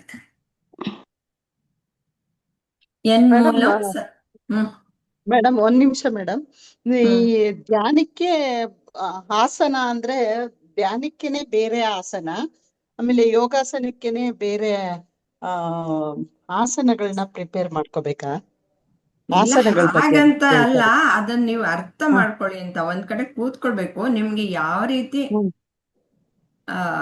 ಸರಿಯಾಗಿ ಕೂತ್ಕೊಳ್ಳೋದಕ್ಕೆ ರಮಣರು ಹೇಳ್ತಾರೆ, ನಿನಗೆ ಈ ಆಸನ ಹಾಕೊಳ್ಳೋದು ಸುಖಾಸನ ಅಂತಂದ್ರೆ ಏನು ಅಂತ ಅದು ಸಹ ಮುಂದೆ ಬರುತ್ತೆ. ಸುಖಾಸನ ಅಂತಂದ್ರೆ ಏನು ಅಂತಂದ್ರೆ ಯಾವ ಅವಸ್ಥೆಯಲ್ಲಿ ನೀನು ಆರಾಮಾಗಿ ಇರ್ತೀಯ, ಬ್ರಹ್ಮಜ್ಞಾನವನ್ನ ತಿಳ್ಕೊಳ್ಳೋದಕ್ಕೆ ಅಥವಾ ಬ್ರಹ್ಮನಲ್ಲಿ ನೀನು ಒಂದಾಗಿ ಇರೋದಕ್ಕೆ ನಿನಗೆ ಯಾವ ರೀತಿಯಲ್ಲಿ ನೀನು ಇದ್ರೆ ಸಾಧ್ಯ ಆಗುತ್ತೆ ಸುಖಾಸನ ಅಂತಂದ್ಬಿಟ್ಟು ಹೇಳ್ತಾರೆ. ಅಂದ್ರೆ ಇದ್ರಲ್ಲಿ ಮೇಡಮ್ ಪತಂಜಲಿಯ ಯೋಗದಲ್ಲಿ ಆ, ಅವ್ರು ಏನ್ ಹೇಳ್ತಾರೆ ಅಂದ್ರೆ, ನಿಮಗೆ ಯಾವ್ದೇ ಆಸನವನ್ನ ಒಂದು ಇದನ್ನ ಮಾಡ್ಕೊಂಡ್ರೆ ನೀನ್ ಒಂದು ಸಿದ್ಧಿ ದಿವಸ ಎಲ್ಲ ಮಾಡ್ಕೊಳ್ಳಿ. ಅದೇ ಆಸನದಲ್ಲೇ ಕುಳಿತುಕೊಳ್ಳಿಕ್ಕೆ ಕರೆಕ್ಟ್. ಸುಖವಾಗಿರ್ಬೇಕು. ದೇಹಕ್ಕೂ ಕೂಡ ಹೌದು. ಯಾವುದೇ ಬಾಧೆ ಆಗ್ಕೂಡ್ದು. ನೀ ಹಾ. ಸುಖಾಸನದಲ್ಲಾದ್ರೂ ಅಭ್ಯಾಸ ಮಾಡ್ಕೊಳ್ಳಿ, ಅಥವಾ ಪದ್ಮಾಸನದಲ್ಲಿ ಹೌದೌದು. ಮಾಡ್ಕೊಳ್ಳಿ, ಅರ್ಧ ಪದ್ಮಾಸನ ಮಾಡ್ಕೊಳ್ಳಿ, ಅಥವಾ ಒಂದು ವಜ್ರಾಸನ, ಯಾವುದೇ ವಜ್ರಾಸನ ಒಂದು ಆದ್ರೂ ಆಸನವನ್ನ ನೀವು ಸರಿ ಅಂತ ಹೇಳ್ತಾರೆ. ರೂಢಿಸ್ಕೊಂಡು ಬಹಳ ಸುಲಭವಾಗಿ ಒಂದು ದಿನ ಅಲ್ಲ, ನೀನು ಎಷ್ಟು ದಿನ ಕುತ್ಕೊಳ್ಬಲ್ಲಿ, ಅದ್ ಅಭ್ಯಾಸ ಇದೆಯಾ, ಅದನ್ನ ನಾವು ಪತಂಜಲಿ ಯೋಗಶಾಸ್ತ್ರದಲ್ಲಿ ಸುಖಾಸನ ಅಂತ ಹೇಳಿ ಕರಿತೇವೆ. ಅಂದ್ರೆ ದೇಹಕ್ಕೆ ಅಲ್ವಾ? ಯಾವುದೇ ಬಾಧೆ ಉಂಟಾಗ್ಬಾರ್ದು. ಆಗ್ಬಾರ್ದು. ಒಂದೇ ಸ್ವಲ್ಪ 15 ನಿಮಿಷ ಕುತ್ಕೊಂಡೆ ಆಗ್ಲೇ ಮಂಡಿ ಹಿಂಗಾಯ್ತು ಹಂಗಾಯ್ತು ಅಂತ ಒದ್ದಾಡಿದ್ರೆ ಅದು ಸುಖಾಸನ ಆಗಲ್ಲ, ಸಿದ್ಧಿನೂ ಆಗೋದಿಲ್ಲ. ಅಂದ್ರೆ ಇಲ್ಲಿ ಗಮನ ಬೇಗನೆ ಮಾತ್ರ ಹೋಗುತ್ತೆ ಅಂತ. ಗಮನ ಬೇರೆ ಬೇರೆ ಕಡೆ ದೇಹದ ಹೋಗುತ್ತೆ. ಕಡೆ ಹೋಗುತ್ತೆ. ಹಂಗಾಗಿ ಅದು ಸಿದ್ಧಾಸನ ಆಗಲ್ಲ. ಇಲ್ಲಿ ಹೇಳೋದು ಅದೇ ಆತ್ಮಜ್ಞಾನ, ಅದು ಬ್ರಹ್ಮ. ಭೌತಿಕವಾಗಿ ನಾವು ಆಸನ ಮಾಡಿದ್ರೆ, ಹಾ, ಇಲ್ಲಿ ಅದು ಆಸನ. ಜ್ಞಾನ ಸಿದ್ಧ ಹಾ, ಅಂದ್ರೆ ಹಾ. ಪರಮಾತ್ಮನೇ ಸಿದ್ಧ ಆಗ್ಲೇ ಅಂದ್ರೆ ಇರುವಂತ. ಇಲ್ಲಿ ಜ್ಞಾನಿಗಳು ಬ್ರಹ್ಮನನ್ನೇ ಆಶ್ರಯಿಸಿದ್ದಾರೆ. ಬ್ರಹ್ಮದಲ್ಲಿ ಅವರು ನಿಷ್ಠರಾಗಿ ಕುತ್ಕೊಂಡ್ಬಿಟ್ಟಿದ್ದಾರೆ, ಅದನ್ನು ಸಿದ್ಧವಾಗಿ ಮಾಡ್ಕೊಂಡಿದ್ದಾರೆ. ಅದೇ ಬ್ರಹ್ಮಾಸನ. ಅಂದ್ರೆ ಅದು ಬ್ರಹ್ಮ ಆಸನವನ್ನ ಸಿದ್ಧಿ ಮಾಡ್ಕೊಂಡಿರ್ತಕ್ಕಂಥದ್ದು ಸಿದ್ಧಾಸನ. ಸಿದ್ಧವಾದಂತಹ ಆಸನನೇ ಬ್ರಹ್ಮ. ಇದನ್ನ ಮಾಡ್ಕೊಂಡ್ರೆ ಒಂದು ಸಿದ್ಧರ ಆಸನ ಅಂತ ಹೇಳ್ಬಿಟ್ಟು ನಾವು ಇಲ್ಲಿ ಅರ್ಥೈಸ್ಕೋಬಹುದು ಅನ್ಸುತ್ತೆ ಅಲ್ಲ ಮೇಡಮ್? ಸಿದ್ಧರಾಸನ. ಅಂದ್ರೆ ಇದು ಇದು ಸಿದ್ಧಾಸನ ಅಂದ್ರೆ ಹೆಂಗಂದ್ರೆ, ಈಗ ನಾವು ಎಕ್ಸರ್ಸೈಸ್ ಮಾಡುವಾಗ ಒಂದು ಆಸನ ಅಂತ ಮಾಡ್ಕೊಂತೇವಿ. ಆದ್ರೆ ಇದಕ್ಕೆ ಆಸನ ಅಂದ್ರೆ ನಾವು ಎಲ್ಲಿ ನಿಂತಲ್ಲಿ ಕುಂತಲ್ಲಿ ಯಾವಾಗ ನಿಧಿಧ್ಯಾಸ ಮಾಡ್ತೇವಿ ಬ್ರಹ್ಮನೇ ಅಂತ ಹೇಳಿ, ಅದೇ ಆಸನ ಅಂತ ಹೇಳ್ತಾರೆ. ಹೌದಲ್ಲಮ್ಮ? ಇದು ಬ್ರಹ್ಮ ಅದಕ್ಕೆ ಆಸನ ಅಂತ ಇಲ್ಲ. ಸಿದ್ಧವಾಗಿರುವಂತಹದ್ದು ಅಂತ ಹಾ, ಹೇಳ್ತಾರೆ. ಬ್ರಹ್ಮನಲ್ಲಿ ನಿಂತ್ಕೊಳ್ಳೋದೆ, ಹಾ, ಬ್ರಹ್ಮನಲ್ಲಿ ನಿಂತಿರೋದೇ ಯಾವಾಗ ಸಿದ್ಧಾಸನ. ಮನಸ್ಸಲ್ಲಿ ಸ್ಥಿರವಾಗಿರಿಸ್ಕೊಳ್ಳೋದೇ ಅದೇ ಸಿದ್ಧಾಸನ ಅಂತ. ಸಿದ್ಧಾಸನ. ಹಾ, ಅದೇ ಕರೆಕ್ಟ್ ಅಮ್ಮ.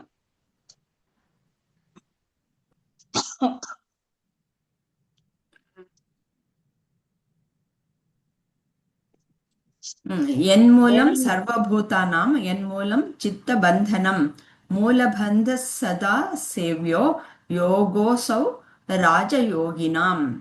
ಇಲ್ಲಿ ಮೂಲಬಂಧ ಹೇಳ್ತಾ ಇದ್ದಾರೆ. ಸಕಲ ಅಸ್ತಿತ್ವದ ಮೂಲ ಮತ್ತು ಮನಸ್ಸಿನ ಸಂಯಮವು ಯಾವುದರ ಮೇಲೆ ಆಧಾರಿತವಾಗಿದೆಯೋ ಅದನ್ನು ಸಂಯಮ ಮೂಲ ಎಂದು ಕರೆಯಲಾಗುತ್ತದೆ. ಅದು ರಾಜಯೋಗಿಗಳಿಗೆ ಯೋಗ್ಯವಾದ್ದರಿಂದ ಅದನ್ನು ಯಾವಾಗಲೂ ಅಳವಡಿಸಿಕೊಳ್ಳಬೇಕು.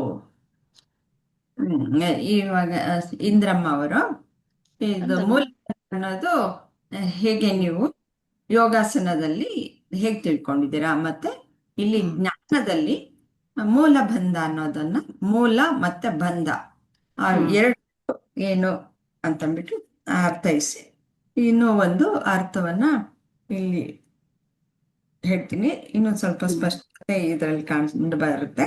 ಬ್ರಹ್ಮವು ಸಕಲ ಪ್ರಾಣಿಗಳಿಗೂ ಮೂಲ ಕಾರಣವಾದುದರಿಂದ ಸಂಸಾರಕ್ಕೆ ಕಾರಣವಾದ ಅಜ್ಞಾನವು ಬ್ರಹ್ಮವನ್ನೇ ಆಶ್ರಯಿಸಿರುವುದರಿಂದ ಬ್ರಹ್ಮವೇ ಮೂಲಬಂಧ.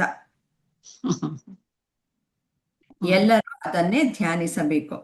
ಹಠಯೋಗಿಗಳಿಗೆ ಇದು ಉಚಿತವಾದದ್ದು ಅಂತ ಹೇಳ್ತಾರೆ. ಮತ್ತೆ ನಾವು ಇದು ಕಂಪ್ಯಾರಿಸನ್ ಮಾಡ್ಕೊಂತ ಹೋದ್ರೆ ಪತಂಜಲಿ ಯೋಗಶಾಸ್ತ್ರದಲ್ಲಿ ಅವನು ಮೂಲಬಂಧ ಅಂದ್ರೆ ಒಂದು ಮೂಲವಾಗಿರ್ತಕ್ಕಂಥ ಮೂಲಾಧಾರದವನ್ನ ಅದನ್ನ ಬಂಧನ ಮಾಡ್ಕೊಂಡು ಆ ಒಂದು ಶಕ್ತಿಯನ್ನ ನಾವು ಪ್ರಾಣಾಯಾಮ ಇದಕ್ಕೆ ತೆಗೆದುಕೊಂಡು ಬನ್ನಿ ಅಂತ ಒಂದೊಂದೇ ಇದ್ರೊಳಗೆ ಏರ್ಸ್ಕೊಂತ ಬಂದು ಅದನ್ನಷ್ಟು ಬಂಧನ ಮಾಡ್ಕೊಂಡು ಇದು ಅಂತ ಹೇಳ್ತಾ ಹೋಗ್ತಾರೆ ಅನ್ಸುತ್ತೆ ಮೇಡಮ್. ಅದ್ರಲ್ಲಿ ಅಷ್ಟೊಂದು ಡಿಟೇಲ್ ಆಗಿ ಗೊತ್ತಿಲ್ಲ, ಬಟ್ ಆ ಪ್ರಾಣವನ್ನ ಬಂಧನ ಮಾಡ್ಕೊಂಡು ಪ್ರಾಣವನ್ನ ಮೇಲೆದುಕೊಂಡು ಇದ್ರಲ್ಲಿ ತೆಗೆದುಕೊಂಡು ಬರ್ತಾರೆ ಅಂತ ನಾನು ಎಲ್ಲ ಓದಿದ್ ನೆನಪು. ಅದು ಪತಂಜಲಿ ಯೋಗದಲ್ಲಿ ಬಂದ್ರೆ, ಇಲ್ಲಿ ಶಂಕರಾಚಾರ್ಯರ ಪ್ರಕಾರ ಈ ಒಂದು 15 ತತ್ವಗಳ ಇದನ್ನ ಹೇಳ್ಕೊಂತ ಬಂದಾಗ ಸರ್ವಭೂತಗಳಿಗೂ ಮೂಲ ಆಗಿರ್ತಕ್ಕಂತಹದ್ದು ಅಂದ್ರೆ ಸರ್ವಭೂತಗಳಿಗೂ ಮೂಲ ಯಾವುದು ಅಂತಂದ್ರೆ ಅದನ್ನ ನಾವು ಬ್ರಹ್ಮನೇ ಅಂತ ಹೇಳ್ತೇವೆ. ಆದ್ರೆ ಸರ್ವಭೂತಗಳಿಗೆ ಕಾರಣವಾಗಿರ್ತಕ್ಕಂತಹ ಒಂದು ಆಕಾಶ ತತ್ವ ಆಗಿರ್ಬಹುದು, ಈ ಒಂದು ಪಂಚಭೂತಗಳಾಗಿರ್ಬೋದು, ನಮ್ಮ ದೈಹಿಕವಾಗಿರ್ತಂತ ಪಂಚೇಂದ್ರಿಯಗಳು, ಪಂಚಕೋಶಗಳು, ಯಾವುದೇ ಆಗಿರ್ಬೋದು, ಈ ಎಲ್ಲ ತತ್ವಕ್ಕೆ ಮೂಲ ಕಾರಣ ಬ್ರಹ್ಮ. ಈ ಯಾವುದು ಸರ್ವಭೂತಗಳಿಗೂ ಮೂಲ ಆಗಿದೆಯೋ ಅದೇನ್ ಮಾಡಿದೆ, ನಮ್ಮ ಅಹಂಕಾರ, ಬುದ್ಧಿ, ಮನಸ್ಸು, ಚಿತ್ತ ಇದಕ್ಕೆಲ್ಲ ಕಟ್ಟೆ ಹಾಕೊಂಡ್ಬಿಟ್ಟಿದೆ. ಅದನ್ನ ಕಾರಣವಾಗಿರೋದ್ರಿಂದ ಆ ಮೂಲಬಂಧವನ್ನು ಯಾವಾಗ್ಲೂ ನಾವು ಸೇವಿಸ್ತಿರ್ಬೇಕು. ಅಂದ್ರೆ ಯಾವ ಚಿತ್ತ ಕಟ್ಟೆ ಹಾಕಲಿಕ್ಕೆ ಪ್ರಯತ್ನ ಪಡ್ತೀವೋ ಆ ಚಿತ್ತವನ್ನ ಬ್ರಹ್ಮನ ಒಂದು ಇದಕ್ಕೆ, ಆತ್ಮದ ಒಂದು ಇದಕ್ಕೋಸ್ಕರ ನಾವು ಅಲ್ಲಿ ಅದನ್ನ ತೆಗೆದುಕೊಂಡು ಹೋಗ್ಬೇಕು. ಅದರ ಒಂದು ಚಿಂತೆಯಲ್ಲಿ ಇದ್ದಾಗ ಬ್ರಹ್ಮ ಮೂಲ ಅನ್ಸಿದ್ರು ಕೂಡ ಆ ಒಂದು ಚಿತ್ತವನ್ನ ಕಟ್ಟೆ ಹಾಕಿರೋದ್ರಿಂದ ಇದಕ್ಕೆ ಒಂದು ಬಂಧ ಅಂತೇಳಿ ನಾವು ಕರಿಬಹುದು. ಅಂದ್ರೆ ಜೀವನಿಗೆ ಒಂದು ಇದು ಉಪಾಧಿ ಅಂತ ನಾವು ಹೇಳ್ತೀವಲ್ಲ ಮೇಡಮ್, ಉಪಾಧಿ ಅಂತ ಕೊಟ್ಟಾಗ ಇದೇನಾಗುತ್ತೆ, ಈಶ್ವರನಲ್ಲಿ ನಾವು ಕಟ್ಟು ಬಿದ್ದಿರುವ, ಅಂದ್ರೆ ಕಟ್ ಹಾಕೊಂಡ್ಬಿಟ್ಟಿದೀವಿ. ನಾವು ಈಶ್ವರನನ್ನ ಧ್ಯಾನ ಮಾಡ್ಲಿಕ್ಕೆ ಹೋಗ್ತೇವೆ, ಆದ್ರೆ ಚಿತ್ತ ಅನ್ನೋದನ್ನ ಒಂದು ಪರಮಾತ್ಮನಲ್ಲಿ ಇದ್ ಮಾಡ್ಲಿಕ್ಕೆ ಹೋಗ್ತೀವಿ. ಆದ್ರೂ ಕೂಡ ಏನಾಗುತ್ತೆ, ನಾವು ಪ್ರಾಪಂಚಿಕ ಇದಕ್ಕೋಸ್ಕರ ಮತ್ತೆ ಇದಕ್ಕೆಲ್ಲ ಬಂದ್ಬಿಡ್ತೀವಿ, ಪ್ರಾಪಂಚಿಕ ಇದಕ್ಕೋಸ್ಕರ. ಹಾಗಾಗಿ ಈ ಒಂದು ಇದನ್ನ ಇನ್ನೊಂದು ತೆಗೆದುಕೊಂಡ್ರು ಕೂಡ ನಾವು ಬಿಂಬ ಪ್ರತಿಬಿಂಬ ಕಟ್ಟಿ ಹಾಕೊಂಡಿರೋದಂಗೆ ಅದರ ರೀತಿ ಒಳಗೆ. ಅಂದ್ರೆ ಪ್ರತಿಬಿಂಬ ಮತ್ತೆ ಬಿಂಬ, ಪರಮಾತ್ಮ ಬ್ರಹ್ಮ ಒಂದು ನಾವು ಇದನ್ನ ತೆಗೆದುಕೊಂಡ್ರೆ ನಾವು ಪ್ರತಿಬಿಂಬಗಳಾಗಿ ನಾವು ಇದನ್ ಮಾಡಕ್ ಹೋಗ್ತೇವೆ. ಅಂದ್ರೆ ಗಡಿಗೆ ಅಂತ ಅಂದ್ರೆ ಮಡಿಕೆಯನ್ನ ನಾವು ತಗೊಂಡಾಗ ಅದ್ರಲ್ಲಿ ಕೂಡ ಒಂದು ಇದು ಇರ್ತದೆ, ಏನು ಅಂತಂದ್ರೆ ಗಡಿಗೆ ಒಳಗೂ ಕೂಡ ಗಾಳಿ ಅಥವಾ ಆಕಾಶ ಇದ್ದೇ ಇರ್ತದೆ. ಅದನ್ನ ಒಡೆದಾಗ ಬಯಲಾದ್ರೂ ಕೂಡ ಅದು ಮಡಿಕೆ ಆಗುತ್ತೆ ಹೊರ್ತು ಅದು ಬಯಲಿ ಒಳಗೆ ಸೇರ್ಕೊಂಡು ಹೋಗ್ಬಿಡ್ತದೆ. ಹಾಗೆ ನಾವೆಲ್ಲ ಏನಾಗ್ಬಿಟ್ಟಿದೀವಿ ಅಂದ್ರೆ ಎಲ್ಲ ಕಟ್ಟಾಕೊಂಡ್ಬಿಟ್ಟಿದೀವಿ. ಕಟ್ಟಾಕೊಂಡಿದ್ದಾಗ ಇದನ್ನ ಬ್ರಹ್ಮಕ್ಕೆ ಜೀವನು ನಾವೇ ಏನು ಬ್ರಹ್ಮವನ್ನ ಅಂಟ್ಕೊಂಡಿದೀವ, ಅಥವಾ ನಾವು ಕಟ್ ಬಿದ್ದಿದ್ದೀವ, ಅಥವಾ ನಾವೇ ಒಂದು ಚಿತ್ತವನ್ನ ಕಟ್ ಹಾಕೊಂಡು ಬ್ರಹ್ಮನ ಒಂದು ಚಿತ್ತ ಬಂಧವಾಗಿರುವಂತೆ ನಾವೇ ಅನ್ಕೊಂತಿದೀವ ಅಥವಾ ಚಿಂತನೆ ಮಾಡ್ತೀವೋ, ಇದೆಲ್ಲ ಅರ್ಥೈಸ್ಕೋಬೇಕಾಗ್ತದೆ. ಇದನ್ನ ಮೂಲ ಬಂಧ ಆಗಿರೋದ್ರಿಂದ ಬ್ರಹ್ಮವೇ ಮೂಲ ಬಂಧ ಅಂತೇಳಿ ನಾವು ಇಲ್ಲಿ ಭಾವಿಸ್ಕೊಳ್ಳಕ್ಕೆ ಸಾಧ್ಯ ಆಗ್ತದೆ. ಅಂದ್ರೆ ಅಲ್ಲಿ ಹಠಯೋಗದಲ್ಲಿ ಬೇರೆಯಾಗಿ ಅರ್ಥ ಕೊಟ್ರು ಕೂಡ ಈ ಒಂದು ದೇಹಕ್ಕೆ ಇದು ಸಂಬಂಧಪಟ್ಟಿರೋದ್ರಿಂದ ಈ ಒಂದು ರಾಜಯೋಗದ ಒಂದು ಇದನ್ನ ನಾವು ಅರ್ಥೈಸ್ಕೊಂಡಾಗ ಪರಮಾತ್ಮನೇ ಮೂಲ ಬಂಧ, ಬ್ರಹ್ಮನೇ ಮೂಲ ಬಂಧ, ಈಶ್ವರನೇ ಮೂಲ ಬಂಧ, ಸರ್ವಂತರ್ಯಾಮಿಯಾಗಿರುವಂತಹ ನಿರಾಕಾರ ಬ್ರಹ್ಮನೇ ಮೂಲ ಬಂಧ ಅಂತ ಹೇಳ್ಬಿಟ್ಟು ನಾವು ಅರ್ಥೈಸ್ಕೋಬಹುದಾಗಿದೆ ಮೇಡಮ್. ಮೂಲ ಬಂಧಂ ಸದಾ ಸೇವ್ಯೋ ಯೋಗ್ಯೋ ಸೌ ರಾಜಯೋಗಿನಂ ಅಂತ ಇಲ್ಲಿ ಹೇಳ್ತಿದ್ದಾರೆ. ಅಂದ್ರೆ ರಾಜಯೋಗ ಹಠಯೋಗನೂ ಇರ್ಬೋದು, ಇದನ್ನ ರಾಜಯೋಗದ ವೇದಾಂತದ ಒಂದು ಇದನ್ನ ರಾಜಯೋಗ ಇಲ್ಲಿ ಹೇಳ್ತಾ ಇರೋದು. ರಾಜಯೋಗ ಅಂತಂದ್ರೆ ಜ್ಞಾನ, ಅದಕ್ಕೆ ಸಂಬಂಧಪಟ್ಟವನ್ನ ಅರ್ಥವನ್ನ ಗ್ರಹಿಸ್ಬೇಕು. ಇಲ್ಲ ಮೇಡಮ್ ಅದನ್ನ ಹೌದು. ಹೇಗೆ ಇವಾಗ ಮೂಲ ಅಂದ್ರೇನು, ಬಂಧ ಅಂತ ಏನು ನೀವು ಹೇಳಿದ್ರಲ್ಲ ಚೆನ್ನಾಗಿ. ಮೂಲ ಅಂತಂದ್ರೆ ಎಲ್ಲದಕ್ಕೂ ಆಧಾರವಾಗಿರುವಂತಹ, ಸರ್ವಭೂತಕ್ಕೂ ಆಧಾರವಾಗಿರುವಂತಹ ಪರಬ್ರಹ್ಮನೇ ಮೂಲವಾದದ್ದು. ಬಂಧ ಅಂತಂದ್ರೆ ಯಾವ ಚಿತ್ತದಲ್ಲಿ ಇರುವಂತಹ ಎಲ್ಲ ಕಲ್ಮಶಗಳನ್ನ ಅಂದ್ರೆ ದೇಹ ಮನಸ್ಸು ಬುದ್ಧಿಗಳು ನಾನು ಅಂತ ಅಂದ್ಬಿಟ್ಟು ಅನ್ಕೊಂಡಿರೋದೇ ಬಂಧ. ಅದನ್ನೆಲ್ಲ ಪರಮಾತ್ಮನೇ ಇರೋದು, ಪರಮಾತ್ಮನೇ ಇದ್ದಾನೆ, ಹಂಗೆ ಕಟ್ಟಾಕೊಂಡ್ಬಿಟ್ಟಿದ್ದಾನೆ. ಮೂಲ ಬಂಧ ಅದನ್ನ ಬಿಡಿಸ್ಕೊಳ್ಬೇಕು. ಈಗ ಎಲ್ಲಿ ಜ್ಞಾನದಿಂದ ಬಿಡಿಸ್ಕೊಳ್ಬೇಕು ಅನ್ನೋದಷ್ಟೇ. ಹೇಗೆ ನೀವು ಗಡಿಗೆಯಲ್ಲಿ ಇರುವಂತ ಅವಕಾಶ ಮತ್ತೆ ಹೊರಗಡೆ ಇರೋ ಅವಕಾಶ ಅನ್ನೋದು ಒಂದೇ. ಆದ್ರೆ ಗಡಿಗೆಯಲ್ಲಿರೋ ಅವಕಾಶ ಏನ್ ಹೇಳುತ್ತೆ, ಅಯ್ಯೋ ನಾನು ಇಷ್ಟಕ್ಕೆ ಇದೀನಿ, ಇಷ್ಟರಲ್ಲೇ ಇದೀನಿ ಬಿಟ್ಟು ಅನ್ಕೊಂಡ್ಬಿಡುತ್ತೆ. ಹಾಗೆ ಈ ಮನೇಲಿ ಒಳಗಡೆ ಇರುವಂತಹ ಅವಕಾಶ ಮತ್ತೆ ಹೊರಗಡೆ ಇರುವಂತಹ ಅವಕಾಶ ಎಲ್ಲ ಒಂದೇ. ಆದ್ರೆ ನಾವು ಇದು ಮನೆ ಒಳಗಡೆ ಅಂತೀವಿ, ಅದು ಹೊರಗಡೆ ಅಂತೀವಿ. ಹಾಗೇನೆ ನಾವು ಈ ದೇಹ ಅನ್ನೋದೆಲ್ಲ ಪರಬ್ರಹ್ಮನಲ್ಲಿಯೇ ಇರುವಂತಹದ್ದು. ಈ ದೇಹಗಳು ಬೇರೆ ಬೇರೆ ಇರೋದಕ್ಕೆ ನಾನ್ ಬೇರೆ, ನೀನ್ ಬೇರೆ, ಮತ್ತೊಂದು ಬೇರೆ ಅಂತಂದ್ಬಿಟ್ಟು ಅನ್ಕೊಳ್ತೀವಿ. ಬ್ರಹ್ಮನೇ ಈ ರೀತಿಯಲ್ಲಿ ಎಲ್ಲ ಚರಾಚರ ವಸ್ತುಗಳಾಗಿ ಇರುವಂತಹದ್ದು. ಮತ್ತೆ ಮೂಲ ಬಂಧ ಅಂದ್ರೆ ಪರಮಾತ್ಮನೇ ನಮ್ಮಲ್ಲಿ ಇರ್ತಕ್ಕಂಥ ಎಲ್ಲದನ್ನ ಆ ಬಂಧನಕ್ ನಾವ್ ಒಳಗಡೆ ಮಾಡ್ಕೋಬೇಕು ಅಲ್ವಾ ಮೇಡಮ್? ಅಲ್ಲ, ಬಂಧನ ಅಂದ್ರೆ ನಮ್ಮ ಚಿತ್ತ ಬಂಧನ ಅಂದ್ರೆ ಕಟ್ಟಾಕೊಂಡ್ಬಿಟ್ಟಿದೀವಿ ಅಂತಂದ್ಬಿಟ್ಟು. ಪರಬ್ರಹ್ಮನೇ ಅದು ಜ್ಞಾನದಿಂದ ಬಿಡಿಸ್ಕೊಳ್ಬೇಕು ಅಷ್ಟೇ. ಅಲ್ಲಿ ಇಲ್ಲ, ಬರೀ ಜ್ಞಾನ ಬಂದ್ರೆ ಸಾಕು, ಬಂಧ ಅನ್ನೋದೇನಿಲ್ಲ. ಆದ್ರೆ ನಾವು ಬಂಧ ಅಂತಂದ್ಬಿಟ್ಟು ಅನ್ಕೊಂಡಿದೀವಿ, ಅದನ್ನ ಜ್ಞಾನ ಬಂದ ತಕ್ಷಣ ಅದು ಬಿಚ್ಕೊಂಡ್ಬಿಡುತ್ತೆ.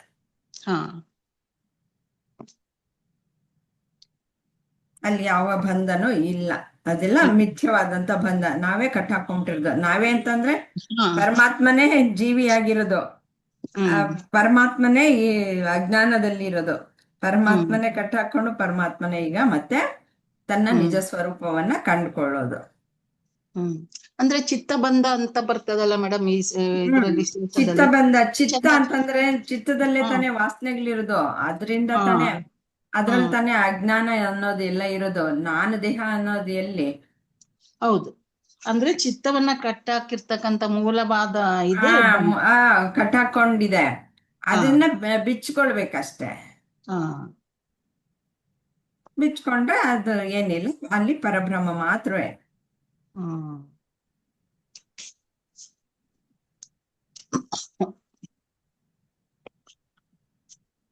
15 ನೋಡೋಣ. ಕ್ಲಿಯರ್ ಆಯ್ತಾ ಇಲ್ವಾ? ಇನ್ನೂ ಸ್ವಲ್ಪ ಡೌಟ್ ಇದೆ. ಹೇಳಿ ಏನು ಅಂತ. ಅದೇ ನೀವು ಹ್ಞೂ ಅಂದ ತಕ್ಷಣ ನಂಗೆ ಹಂಗ ಅನ್ನಿಸ್ತು, ಇನ್ನೂ ಪೂರ್ತಿಯಾಗಿ ಸ್ಪಷ್ಟತೆ ಬಂದಿಲ್ಲ ಅಂತ.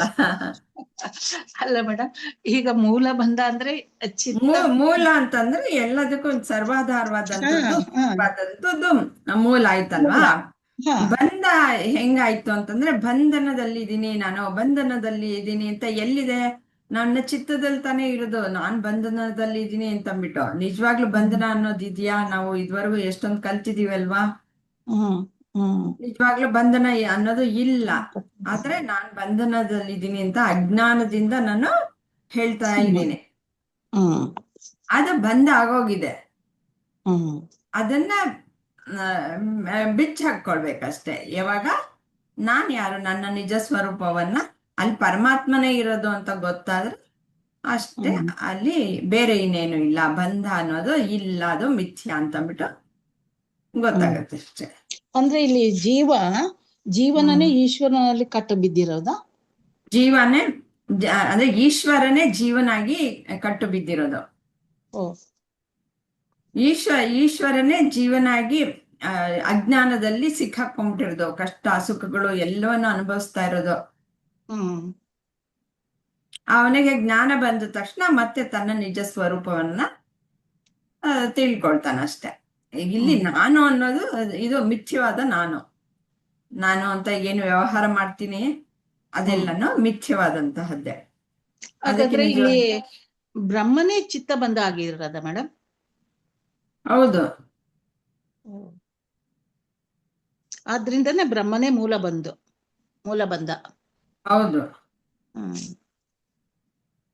ಅದರಲ್ಲಿ ಅದಕ್ಕೆ ಎರಡನ್ನ ಇದು ಚಿತ್ತದಲ್ಲಿ ಬಂಧನ ಕಟ್ಟಾಕೊಂಡಿರೋದು.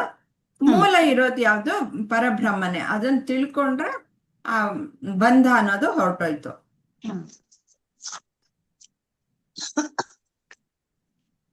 ಎಷ್ಟೊಂದು ಸುಲಭ ಅಲ್ವಾ? ಹೌದು ಮೇಡಮ್, ಅರ್ಥೈಸಿದಾಗ ಸುಲಭ ಅನ್ಸುತ್ತೆ, ಆಮೇಲೆ ಏನ್ ಮರಿತೀವೋ ಏನೋ ಗೊತ್ತಿಲ್ಲ.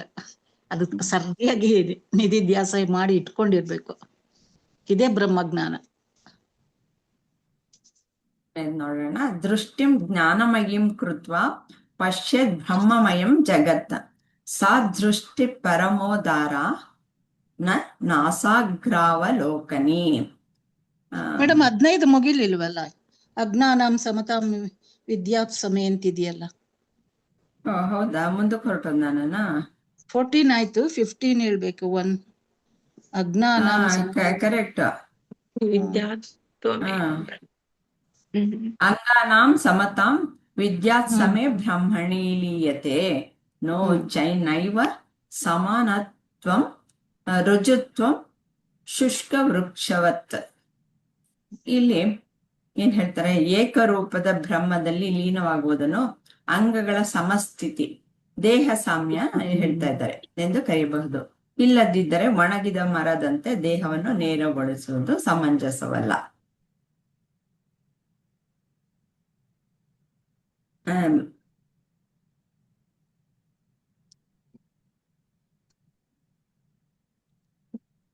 ದೇಹ ಸಾಮ್ಯ ಅನ್ನೋದು 102ರಲ್ಲಿ ಸಹ ಬಂದಿದೆ ಅಂತ ಹೇಳ್ತಾರೆ. ನಾವು ನೋಡಿದೀವಿ ಆಗ್ಲೇನೆ. 102ನೇ ಪದ್ಯದಲ್ಲಿ ಹೇಳಿದ ದೇಹ ಸಾಮ್ಯ ಇಲ್ಲಿ ಸಹ ಅದನ್ನೇ ಮುಂದುವರಿಸಿ ಹೇಳ್ತಿದ್ರೆ ಸಮಬ್ರಹ್ಮ ಅಂತ. ಭಗವದ್ಗೀತೆಯಲ್ಲಿ ಸಹ ಬ್ರಹ್ಮವನ್ನೇ ಸಮ ಅಂತ ಕರೆದಿದೆ. ಅಂತ ಸಮದಲ್ಲಿ ಮನಸ್ಸನ್ನು ನಿಲ್ಲಿಸುವುದೇ ದೇಹ ಸಾಮ್ಯ. ದೇಹ ಸಾಮ್ಯ ಅಂದ್ರೆ ಈ ರೀತಿಯಲ್ಲಿ. ಅದಿಲ್ಲದೆ ಶರೀರವನ್ನು ಕೇವಲ ನೆಟ್ಟಗೆ ನಿಲ್ಲಿಸಿದ ಮಾತ್ರಕ್ಕೆ ದೇಹ ಸಾಮ್ಯ ಆಗಲ್ಲ.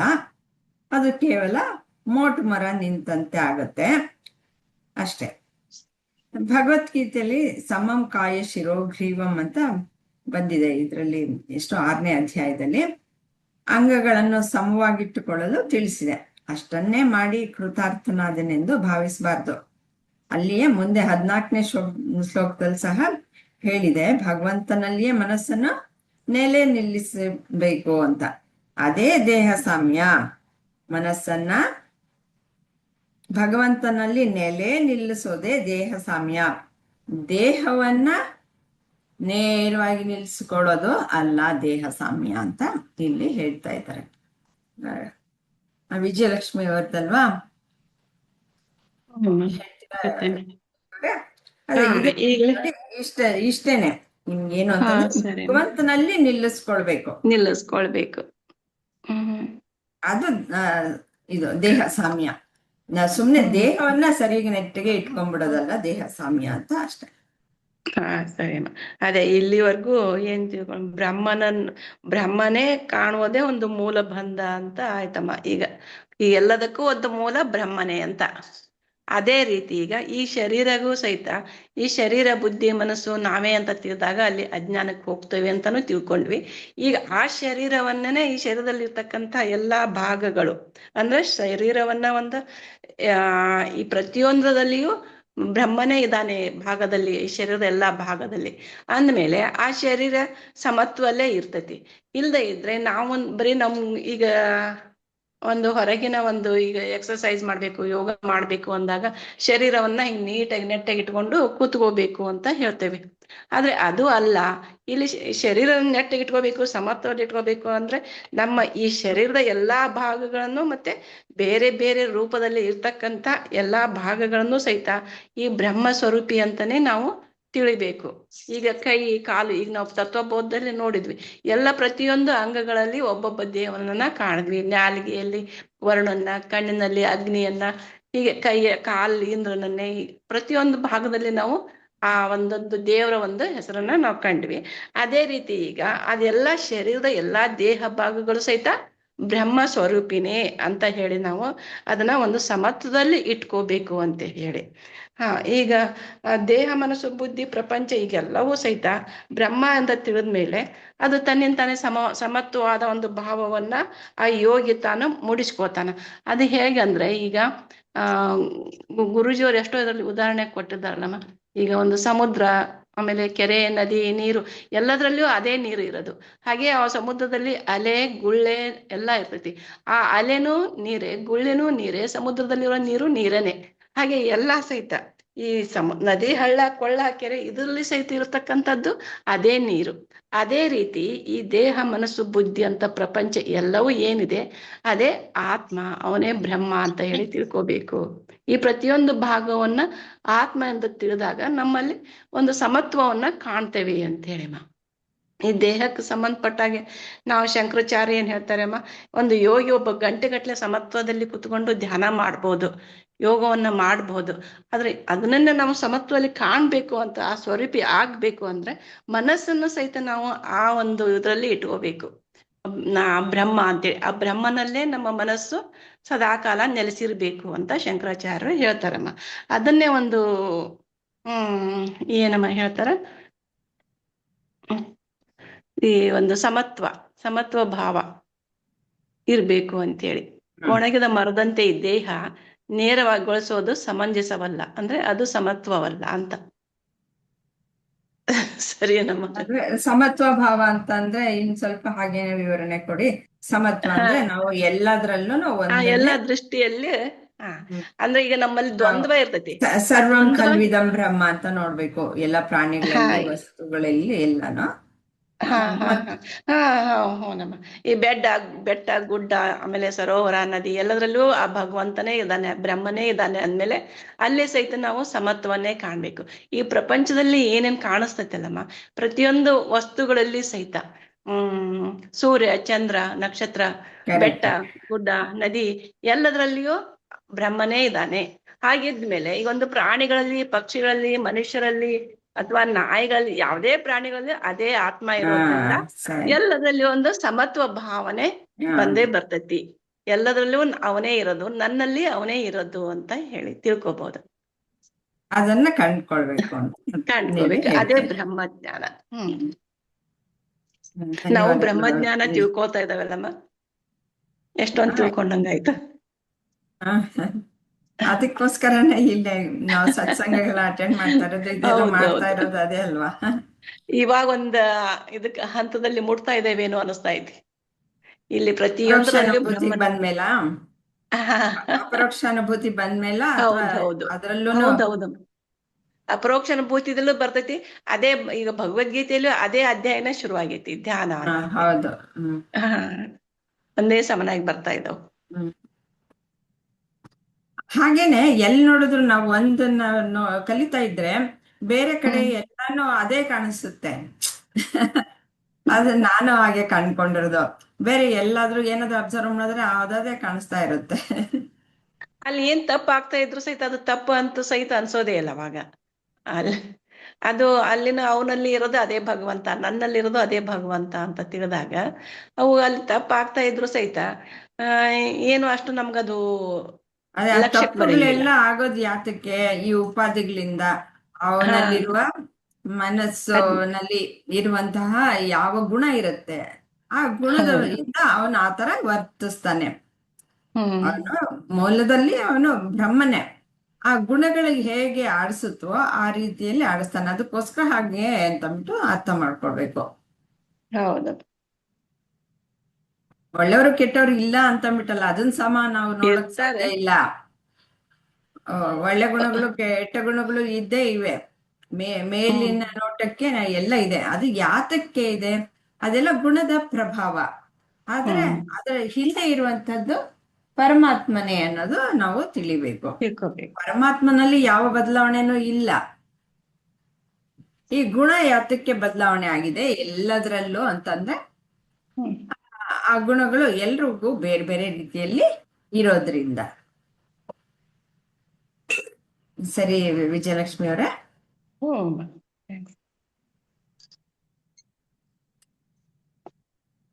ಇವಾಗ 16ನೇದಕ್ಕೆ ಹೋಗೋಣ. ದೃಷ್ಟಿಂ ಜ್ಞಾನಮಯೀಂ ಕೃತ್ವ ಪಶ್ಯದ್ ಬ್ರಹ್ಮಮಯಂ ಜಗತ್ ಸಾ ದೃಷ್ಟಿ ಪರಮೋದಾರ ನ ನಾಸಾಗ್ರಾವಲೋಕನಿ. ನಾಸಾಗ್ರ ಲೋಕ ಅಂದ್ರೆ ನಾವು ಮೂಗಿನ ತುದಿಯಲ್ಲಿ ನಾವು ಗಮನವನ್ನ ಇಟ್ಟು ನಾವು ಎಷ್ಟೊಂದು ಅಬ್ಸರ್ವ್ ಮಾಡೋದು ಎಲ್ಲ ಮಾಡ್ತೀವಿ ಅಲ್ವಾ. ಅದನ್ನ ಇಲ್ಲಿ ಹೇಳ್ತಾ ಇದ್ದಾರೆ. ಸಾಮಾನ್ಯ ದೃಷ್ಟಿಯನ್ನು ಜ್ಞಾನ ದೃಷ್ಟಿಯನ್ನಾಗಿ ಪರಿವರ್ತಿಸುವ ಮೂಲಕ ಜಗತ್ತನ್ನು ಸ್ವತಃ ಬ್ರಹ್ಮನಂತೆಯೇ ನೋಡಬೇಕು. ಅದು ಅತ್ಯಂತ ಉದಾತ್ತ ದರ್ಶನವೇ ಹೊರತು ಮೂಗಿನ ತುದಿಗೆ ನಿರ್ದೇಶಿಸಲ್ಪಟ್ಟಿದ್ದಲ್ಲ. ಇಲ್ಲಿ ನೋಡೋಣ. ಬ್ರಹ್ಮಜ್ಞಾನವನ್ನು ಪಡೆದು ಈ ಪ್ರಪಂಚವನ್ನು ಬ್ರಹ್ಮವೆಂದೇ ನೋಡಬೇಕು. ಇವಾಗ ಇದುವರೆಗೂ ನೀವು ಹೇಳಿದ್ದೆಲ್ಲನು ಅದೇ. ಇದೇ ನಿಜವಾದ ದೃಕ್ ಸ್ಥಿತಿ. ಕೇವಲ ಮೂಗಿನ ತುದಿಯನ್ನು ಮಾತ್ರ ನೋಡುವುದಲ್ಲ, ಅದು ಪೂರ್ವಭಾವಿಯ ಅಭ್ಯಾಸ ಮಾತ್ರ ಅಂತಂದ್ಬಿಟ್ಟು. ಇಲ್ಲಿ ನಾವು ನೋಡೋದು ಅಂತಂದ್ರೆ ನೋಡುವವನು, ನೋಡುವಿಕೆ, ನೋಡುವ ವಸ್ತು, ಮೂರು ಅನ್ನೋದು ಇರುತ್ತೆ ಅಲ್ವಾ. ಅದನ್ನ ಆಧಾರವಾಗಿ ಇಟ್ಕೊಂಡು ವಿವರಿಸ್ತೀರಾ ಇಂದ್ರಮ್ಮ ಅವರೇ? ಮೇಡಮ್, ಅದನ್ನ ತ್ರಿಪುಟಿ ಅಂತ ಹೇಳ್ತೀವಿ. ಅಂದ್ರೆ ದೃಕ್ ದೃಶ್ಯ ಅಲ್ಲ ಮೇಡಮ್? ಅದನ್ನ ದೃಕ್ ದೃಶ್ಯ ವಿವೇಕದಲ್ಲೂ ಬರುತ್ತೆ. ತ್ರಿಪುಟಿ ಅಂತ ಅಂದ್ಬಿಟ್ಟು ನೀವು ಹೇಳಿ. ಯಾವ್ದು ಎರಡು ಹೇಳಿದ್ರು ಒಂದೇ ಆಗುತ್ತೆ ಹೇಳಿ. ಒಟ್ಟಾರೆ ದೃಷ್ಟಿ ಜ್ಞಾನಮಯ ಅಂದ್ರೆ ಜ್ಞಾನಮಯವಾದಂತಹ ಒಂದು ದೃಷ್ಟಿಯಿಂದ ಜಗತ್ತನ್ನೆಲ್ಲ ಬ್ರಹ್ಮ ಅಂತ ಇದ್ ಮಾಡ್ಕೊಂಡು ಬ್ರಹ್ಮ ಅಂತ ಕಂಡುಕೊಂಡ್ರೆ ಅದೇನಾಗುತ್ತೆ, ಅದು ಜ್ಞಾನಮಯ ದೃಷ್ಟಿ ಆಗೋಗುತ್ತದೆ. ಆ ದೃಷ್ಟಿನೇ ಬಹಳ ಒಂದು ನ್ಯಾಯಬದ್ಧವಾದದ್ದು ಮತ್ತು ಉದಾರವಾದದ್ದು ಅಂತ ಹೇಳ್ಬಿಟ್ಟು ನಾವು ಇಲ್ಲಿ ಅರ್ಥೈಸ್ಕೋಬಹುದಾಗಿದೆ. ಮತ್ತೆ ಮೂಗಿನ ತುದಿ ಅಂದ್ರೆ ಮತ್ತೆ ಯಥಾ ಪ್ರಕಾರ ನಾವು ಪತಂಜಲಿಗೆ ಹೋದ್ರೆ ಅಥವಾ ಒಂದು ಸಿದ್ಧಿ ಮಾಡ್ಕೊಳಕ್ಕೆ ಹೋದ್ರೆ ಮೂಗಿನ ತುದಿ ಆಗಿರ್ಬೋದು, ಉಬ್ಬಿನ ಮಧ್ಯದಲ್ಲಿ ಈ ಒಂದು ದೃಷ್ಟಿಯನ್ನ ನಾವು ಎರಡು ಕಣ್ಣುಗಳ ದೃಷ್ಟಿಯನ್ನ ಇದು ಮಾಡ್ಕೊಳ್ತಾ ಹೋದ್ರೆ ಅಲ್ಲಿ ನಾವು ಆತ್ಮನನ್ನ ಆಗ್ಲಿ ಬ್ರಹ್ಮನನ್ನ ಕಾಣ್ಲಿಕ್ಕೆ ಪ್ರಯತ್ನ ಪಟ್ರೆ ಅವು ಒಂದು ಚರ್ಮದ ದೃಷ್ಟಿ ಆಗಿರೋದ್ರಿಂದ, ಚರ್ಮಕ್ಕೆ ಇದರಿಂದ ಏನಾಗತ್ತೆ, ಅಲ್ಲಿ ಬಹಳ ನೋವು ಉಂಟಾಗ್ಲಿಕ್ಕೆ ಸಾಧ್ಯವಾಗ್ತದೆ. ಅಲ್ಲಿ ದೃಕ್ಕಿರ್ಬೋದು, ಆ ದೃಶ್ಯವನ್ನ ನಾವು ಅಲ್ಲಿ ಏಕಾಗ್ರಗೊಳಿಸ್ಕೊಳಕ್ಕೂ ಆಗೋದಿಲ್ಲ. ಯಾಕೆಂದ್ರೆ ಅದು ಚರ್ಮಕ್ಕೆ ಸಂಬಂಧಪಟ್ಟಂತಹ ಅಥವಾ ಆ ಒಂದು ಇಂದ್ರಿಯಗಳಿಗೆ ಸಂಬಂಧಪಟ್ಟಂತ ದೃಶ್ಯ ಅದಾಗ ಹೋಗ್ತದೆ. ಅದನ್ನ ಬಿಟ್ಟು ನಾವು ಎಲ್ಲವನ್ನ ಬ್ರಹ್ಮಮಯ ಅಂತ ಹೇಳಿ ಕಾಣ್ಲಿಕ್ಕೆ ಒಂದು ಜ್ಞಾನಮಯವಾದಂತಹ ಒಂದು ಮನಸ್ಸಿನ ನೋಟವನ್ನ ಅರ್ಥೈಸ್ಕೊಂಡು ಅಥವಾ ನೋಡಿದರೆ ಆಗ ನಮಗೆ ಪೂರ್ಣವಾಗಿ ಬ್ರಹ್ಮವನ್ನ ಕಾಣ್ಲಿಕ್ಕೆ ಸಾಧ್ಯ ಆಗ್ತದೆ ಅಂತ. ಜ್ಞಾನಮಯ ದೃಷ್ಟಿಯಿಂದನೇ ನೋಡ್ಬೇಕು. ಜ್ಞಾನಮಯ ದೃಷ್ಟಿಯಿಂದ ನೋಡಿದಾಗ ನಮ್ಮ ನೋಟ ಕೂಡ ಏನಾಗುತ್ತೆ, ಮನಸ್ಸಿನ ನೋಟ ಕೂಡ ತುಂಬಾ ಹೆಚ್ಚಾಗ್ತದೆ. ಅದನ್ನ ನಾವು ಕರ್ಸ್ಕೋಬಹುದು. ಮತ್ತೆ ದೃಕ್ ಅದು ದೃಶ್ಯ ಹೇಗೆ ಇದ್ರು ಕೂಡ ದೃಕ್ಕಿಂದ ನಾವು ನೋಡಿದ್ರೆ ಅದನ್ನ ವಿವೇಕದಿಂದ ಅರ್ಥೈಸ್ಕೋಬೇಕಾಗ್ತದೆ. ಯಾವುದೇ ದೃಷ್ಟಿ ನಮ್ಮ ಕಣ್ಣುಗಳು ಎಲ್ಲವನ್ನ ನೋಡ್ಬೋದು. ಸೂರ್ಯನು ಎಲ್ಲ ಕೆಟ್ಟದ್ದರ ಮೇಲೇನೋ ಬೆಳಕು ಹಾಯಿಸ್ತಾನೆ, ಒಳ್ಳೆಯದ್ರ ಮೇಲೆ ಹಾಯಿಸ್ತಾನೆ. ಇಲ್ಲಿ ಕತ್ತಲಂಬೋದು ಸೂರ್ಯ ಇದ್ದಲ್ಲಿ ಇರೋದೇ ಇಲ್ಲ. ಹಾಗೆ ನಮ್ಮ ದೃಷ್ಟಿ ಕೂಡ ಒಂದು ಇದನ್ನ ನಾವು ಆ ದೃಷ್ಟಿಯನ್ನ ಬ್ರಹ್ಮನ ಕಡೆ ನೋಡಿದ್ರೆ ಆ ನೋಟವನ್ನ ಸೂಕ್ಷ್ಮವಾದಂತಹ ಬ್ರಹ್ಮನ ಒಳಗೆ ನಾವು ಅರ್ಥೈಸ್ಕೊಂಡ್ರೆ ಅಥವಾ ಆ ಕಡೆ ಒಂದು ದೃಷ್ಟಿಯನ್ನ ಭಾವಿಸಿದ್ರೆ ಅಥವಾ ಊಹಿಸಿದ್ರೆ ಅಥವಾ ಅಲ್ಲಿನೇ ಕೇಂದ್ರೀಕರಿಸಿದ್ರೆ ನಮಗೆ ಖಂಡಿತವಾದಂತಹ ಒಂದು ಬ್ರಹ್ಮವನ್ನ ನಾವು ಕಾಣಬಹುದಾಗಿದೆ. ಅಂದ್ರೆ ಜ್ಞಾನಮಯ ನೋಟ ಇರ್ಬೇಕು. ಅದು ಮನಸ್ಸಿಗೆ ಹೆಚ್ಚಿನ ಒಂದು ಖುಷಿಯನ್ನು ಕೊಡ್ತಾ ಇರ್ಬೇಕು. ಜ್ಞಾನಮಯ ದೃಷ್ಟಿಯಿಂದ ಎಲ್ಲವನ್ನೂ ಬ್ರಹ್ಮ ಅಂತ ಭಾವಿಸ್ಕೊಂಡಾಗ ಹೆಚ್ಚಿನ ಒಂದು ಈ ದೃಷ್ಟಿನೇ ಸರಿ ಅಂತ ಹೇಳಿ ಅರ್ಥೈಸ್ಬೋದಾಗಿದೆ. ಇನ್ನ ತ್ರಿಪಟಿ ಬಗ್ಗೆ ನನ್ಗೆ ಅಷ್ಟೊಂದು ಅರ್ಥ ನೆಕ್ಸ್ಟ್ ಶ್ಲೋಕದಲ್ಲಿ ಬರುತ್ತೆ ತ್ರಿಪುಟಿ. ವಿಸ್ತಾರ ದೃಶ್ಯ ಹೀಗೆ ಹೀಗೆ ಮೂಗಿನ ತುದಿಯಲ್ಲಿ ನಾವು ಇದನ್ನ ಕೇಂದ್ರೀಕರಿಸೋದು ಅಥವಾ ಮೂಗಿನ ತುದಿಯಿಂದ ನಾವು ಇದನ್ನ ಮಾಡ್ಕೊಳ್ಳೋದು ದೃಷ್ಟಿಗೆ ಏಕಾಗ್ರತೆ ಅಷ್ಟೊಂದು ಬರ್ಲಿಕ್ಕಿಲ್ಲ. ಆದ್ರೆ ಆ ಅಭ್ಯಾಸವನ್ನು ಮಾಡ್ಕೊಂಡವ್ರು ಇದ್ದಾರೆ. ಆದ್ರೂ ಅದು ಪತಂಜಲಿ ಯೋಗಕ್ಕೆ ಸಂಬಂಧಪಟ್ಟದ್ದು ದೇಹಕ್ಕೆ. ಆದ್ರೂ ಕೂಡ ಶಂಕರಾಚಾರ್ಯರು ಅದನ್ನ ಒಪ್ಕೊಂಡ್ರು ಕೂಡ ಇದನ್ನ ಜ್ಞಾನ ರೂಪದಲ್ಲಿ ನಾವು ಹೇಗೆ ಅರ್ಥೈಸ್ಕೋಬಹುದು ಅಂತ ಹೇಳಿ ಇಲ್ಲಿ ವಿವರಣೆಯನ್ನ ಸ್ವಲ್ಪ ಮಟ್ಟಿಗೆ ನಾವು ಅರ್ಥೈಸ್ಕೊಳ್ಳುವ ರೀತಿಯಲ್ಲಿ ಇದೆ ಅನ್ಸುತ್ತೆ ಮೇಡಮ್. ಅದೇ ಮನಸ್ಸನ್ನ ಹಿಡಿದಿಟ್ಕೊಳ್ಳೋದಕ್ಕೋಸ್ಕರ ಆ ರೀತಿಯಲ್ಲಿ ಅಭ್ಯಾಸವನ್ನ ಮಾಡ್ತಾರೆ. ಅದು ಪ್ರಯೋಜನಕ್ಕೆ ಬರಲ್ಲ ಅಂತ ಏನಿಲ್ಲ. ಆದ್ರೆ ಈಗ ನಾವು ತಿಳ್ಕೊಳ್ತಾ ಇರೋದು ಜ್ಞಾನ ಅಲ್ವಾ? ಆ ಜ್ಞಾನಕ್ಕೆ ಹೇಗಂದ್ರೆ ನಾನು ನೋಡ್ತಾ ನೀವು ಹೇಳ್ದಾಗೆ ನೋಡ್ತಾ ಇದ್ದೀನಿ. ಹೊರಗಡೆ ನೋಡ್ತಾ ಇರೋದೆಲ್ಲನೂ ದೃಶ್ಯ. ಆ ದೃಶ್ಯವೆಲ್ಲವೂ ಸಹ ಬ್ರಹ್ಮವೇ ಅಂತ ತಿಳ್ಕೊಳ್ಳೋದೆ ಅಲ್ಲಿ ಜ್ಞಾನ. ದೃಕ್ಕಾದ ನಾನ್ ನೋಡ್ತಾ ಇದ್ದೀನಿ, ಅರಿವಿನಲ್ಲಿ ಈ ಪ್ರಪಂಚವನ್ನೆಲ್ಲ ನೋಡ್ತಾ ಇರೋದು ಅದೆಲ್ಲ ಕಾಣಿಸ್ತಾ ಇದೆ ಅರಿವಿನಲ್ಲಿ. ಅಂದ್ರೆ ನಾನ್ ನೋಡ್ತಾ ಇರೋದು ಎಲ್ಲಾನು ಸಹ ಬ್ರಹ್ಮವೇ, ನಾನು ಬ್ರಹ್ಮನೇ. ಅರಿವು ಅನ್ನೋದು ಬ್ರಹ್ಮವೇ, ಬ್ರಹ್ಮನಲ್ಲಿಯೇ ಇದೆಲ್ಲ ಬಂದು ಹೋಗುವಂತಹದ್ದನ್ನೆಲ್ಲ ನಾನು ನೋಡ್ತಾ ಇದ್ದೀನಿ. ದೃಶ್ಯಗಳನ್ನೆಲ್ಲ ನೋಡ್ತಾ ಇರೋದು ಅರಿವಿನಲ್ಲೇ ಎಲ್ಲವೂ ಕಾಣಿಸ್ತಾ ಇರೋದು. ಅಂದ್ರೆ ಅರಿವು ಅನ್ನೋದು ಎಲ್ಲಿದೆ, ಎಲ್ಲ ಕಡೆಯೂ ವ್ಯಾಪಕವಾಗಿದೆ. ನಾನ್ ನೋಡ್ತಾ ಇದ್ದೀನಿ ಅಂದ್ರೆ ನನಗ್ ಮಾತ್ರ ಸೀಮಿತ ಅಂತ ಅನ್ಕೊಂಡ್ಬಿಡ್ಬೇಡಿ. ಈ ದೇಹ ಮನಸ್ಸು ಬುದ್ಧಿಗೆ ಸೀಮಿತ ಅಲ್ಲ, ಅದು ಸರ್ವವ್ಯಾಪಿಯಾದ ನಾನು ಅಂತಂದ್ರೆ ಸರ್ವವ್ಯಾಪಿಯಾಗಿರುವುದು ಅರಿವು. ಆ ಅರಿವಿನಲ್ಲಿ ಇದೆಲ್ಲ ಕಾಣಿಸ್ತಾ ಇದೆ. ನಾನು ಅಂತ ಯಾವಾಗ ಪ್ರಯೋಗ ಮಾಡ್ತೀವೋ ಅವಾಗೆಲ್ಲ ನನ್ನಗ್ ಮಾತ್ರ ಸೀಮಿತ ಅಲ್ಲ, ಪರಮಾತ್ಮ. ನಾನು ಅನ್ನೋದು ಪರಮಾತ್ಮ. ಈ ಜ್ಞಾನದಲ್ಲಿ ಹಾಗೆ ನಾನು ಅಂತಂದ್ರೆ ಈ ದೇಹ ಮನಸ್ಸು ಬುದ್ಧಿಗೆ ಸೀಮಿತ ಆದಾಗ ನಾನು ಅಜ್ಞಾನಿ ಅಂತ. ಅಂದ್ರೆ ಮೇಡಮ್ ಈ ಜ್ಞಾನಮಯ ಒಂದು ದೃಷ್ಟಿಯಿಂದ ಇದೆಲ್ಲ ಬ್ರಹ್ಮ ಅಂತ ಭಾವಿಸ್ಕೊಳ್ಳೋದೇ ಒಂದು ದೃಷ್ಟಿ ಅಲ್ವಾ ಮೇಡಮ್? ಎಲ್ಲವೂ ಅದೇ ಇರೋದು. ಈ ಸುಮ್ನೆ ಇಲ್ಲಿ ತೋರಿಕೆಯಾಗಿ ಕಂಡು ಬರ್ತಾ ಇದೆ ಇವೆಲ್ಲವೂ. ಇದೆಲ್ಲ ನಿಜವಾಗಿಯೂ ಸಹ ಶಾಶ್ವತವಾದದ್ದಲ್ಲ. ಇದೆಲ್ಲ ಬದಲಾವಣೆ ಆಗ್ತಾ ಹೋಗ್ತಾ ಇರುತ್ತೆ. ಆ ಬದಲಾವಣೆಯ ಹಿಂದೆ ಇರುವಂತದ್ದು ಬದಲಾಗದೇ ಇರುವಂತಹ ಶಾಶ್ವತ ಬ್ರಹ್ಮ ಮಾತ್ರ ಅಂತ ತಿಳ್ಕೊಳ್ಬೇಕು. ಅದಕ್ಕೆ ಈ ಬದಲಾವಣೆಗೆ ಮಹತ್ತರವಾದ ಒಂದು ಅಸ್ತಿತ್ವ ಆಗ್ಲಿ ಕೊಡುವಂತಹದ್ದು ಏನಿಲ್ಲ. ಅದಕ್ಕೆ ಅಸ್ತಿತ್ವವೇ ಇಲ್ಲ. ಅದೇನಿದು ಅದು ಪರಾವಲಂಬಿ, ಅಂದ್ರೆ ಬ್ರಹ್ಮನನ್ನೇ ಆಧರಿಸಿರುವಂತಹದ್ದು ಅಂತ. ನಾಮರೂಪಗಳು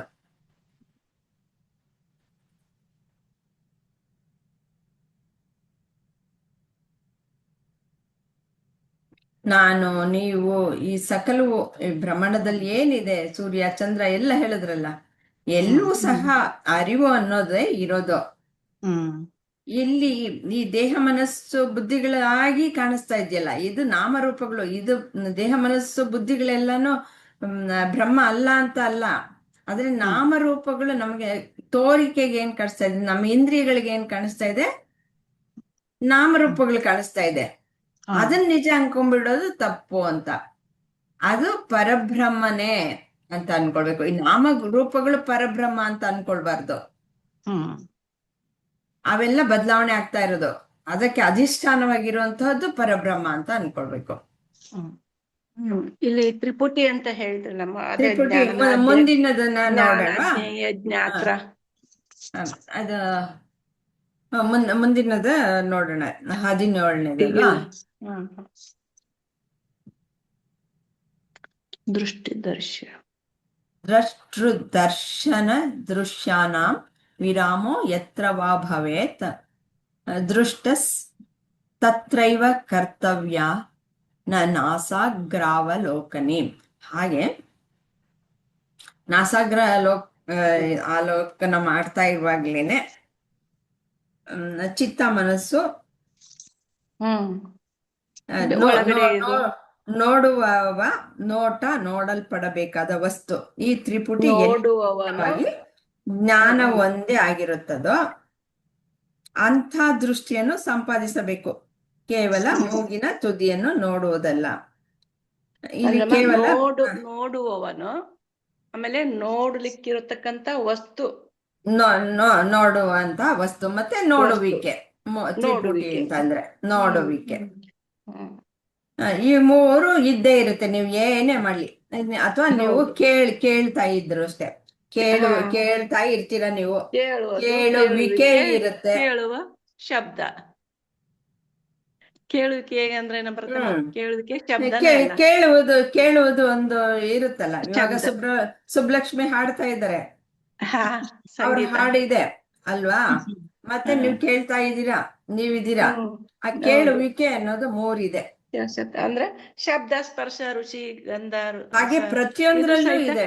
ಎಲ್ಲ ಇದ್ರಲ್ಲೂ ಸಹಿತ ತ್ರಿಪುಟಿ ಇದೆ ಅಂತ ಹೇಳ್ತಾರೆ. ಎಲ್ಲದ್ರಲ್ಲೂ ಪ್ರಪಂಚದಲ್ಲಿ ಎಲ್ಲ ತ್ರಿಪುಟಿ ಇದೆ.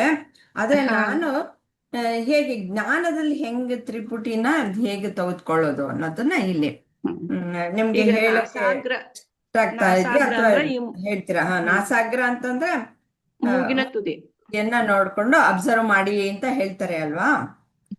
ಇವರು ಹೇಳ್ತಾರೆ, ಪತಂಜಲಿ ಎಲ್ಲೂ ಹೇಳ್ತಾರೆ.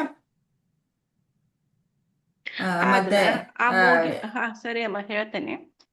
ಈ ಮೂಗಿನ ತುದಿ ಮೇಲೆ ಹಿಂಗ ದೃಷ್ಟಿ ಇಟ್ಟು ನೋಡೋದೆ, ಅದನ್ನ ನೋಡ್ತಾ ಧ್ಯಾನ ಮಾಡೋದಕ್ಕೆ ನಾಸಾಗ್ರ ಅಂತ ಹೇಳ್ತಾರೆ. ಅಥವಾ ಎರಡು ಹುಬ್ಬಿಗಳ ನಡುವೆ ಇಲ್ಲಿ ಅಲ್ಲಿ ನಮ್ದ ಒಂದು ಗಮನವನ್ನ ಇಟ್ಟು ಅದನ್ನು ಸಹಿತ ಧ್ಯಾನದಲ್ಲಿ ತಗೋತಾರ. ಆ ರೀತಿ ಧ್ಯಾನ ತಗೊಂಡಾಗ ನಮ್ಗಲ್ಲಿ ನಮ್ ದೃಷ್ಟಿ ಏನ್ ಇರ್ತೈತಿ ಅಮ್ಮ ಅಲ್ಲಿ ಅಂದ್ರೆ, ನಮ್ದು ಅಲ್ಲಿ ಜ್ಞಾನದ ದೃಷ್ಟಿಯಿಂದ ನಾವು ನೋಡ್ಬೇಕು. ನಮ್ಮಲ್ಲಿ ಆ ಜ್ಞಾನದ ದೃಷ್ಟಿಯಿಂದ ಮಾಡ್ತಾ ಹೋಗ್ಬೇಕು. ಅಥವಾ ನಮಗೀಗ ಪ್ರಪಂಚ ಈ ಕಣ್ಣು ಮುಚ್ಚಿ ಕೂತ್ಕೊಂಡ್ರೆ ನಮ್ಮಲ್ಲಿ ಇರ್ತಕ್ಕಂಥ ಒಳಗಡೆ ಇರ್ತಕ್ಕಂಥ ವಿಷಯಗಳು, ಮನಸ್ಸು ಎಲ್ಲಾ ಚಂಚಲಾಗಿ ಆ ಕಡೆ ಈ ಕಡೆ ವಿಷಯಗಳು, ಹೊರಗಿನ ವಿಷಯಗಳೆಲ್ಲ ನೆನಪಿಗೆ ಬರ್ತಾವ. ಅದಕ್ಕೋಸ್ಕರ ಅವ್ರು ಏನ್ ಹೇಳ್ತಾ ಇದ್ದಾರ, ಇದೆಲ್ಲ ಏನ್ ಬೇಡ ಅಂತ ಮೂಗಿನ ನಾಸಾಗ್ರದ ಮೇಲೆ ಇಟ್ಟು ಧ್ಯಾನ ಮಾಡಿ ಅಂತ ಹೇಳಿದ್ರು. ಆದ್ರೆ ಇಲ್ಲಿ ಶಂಕರಾಚಾರ್ಯ ಏನ್ ಹೇಳ್ತಾರ, ಈ ನಾಸಾಗ್ರಹ ಸಹಿತ ಇದು ಸಹಿತ ಬೇಡ, ನೀನು ಬ್ರಹ್ಮ ಅಂತ ತಿಳಿದು ಧ್ಯಾನ ಮಾಡು.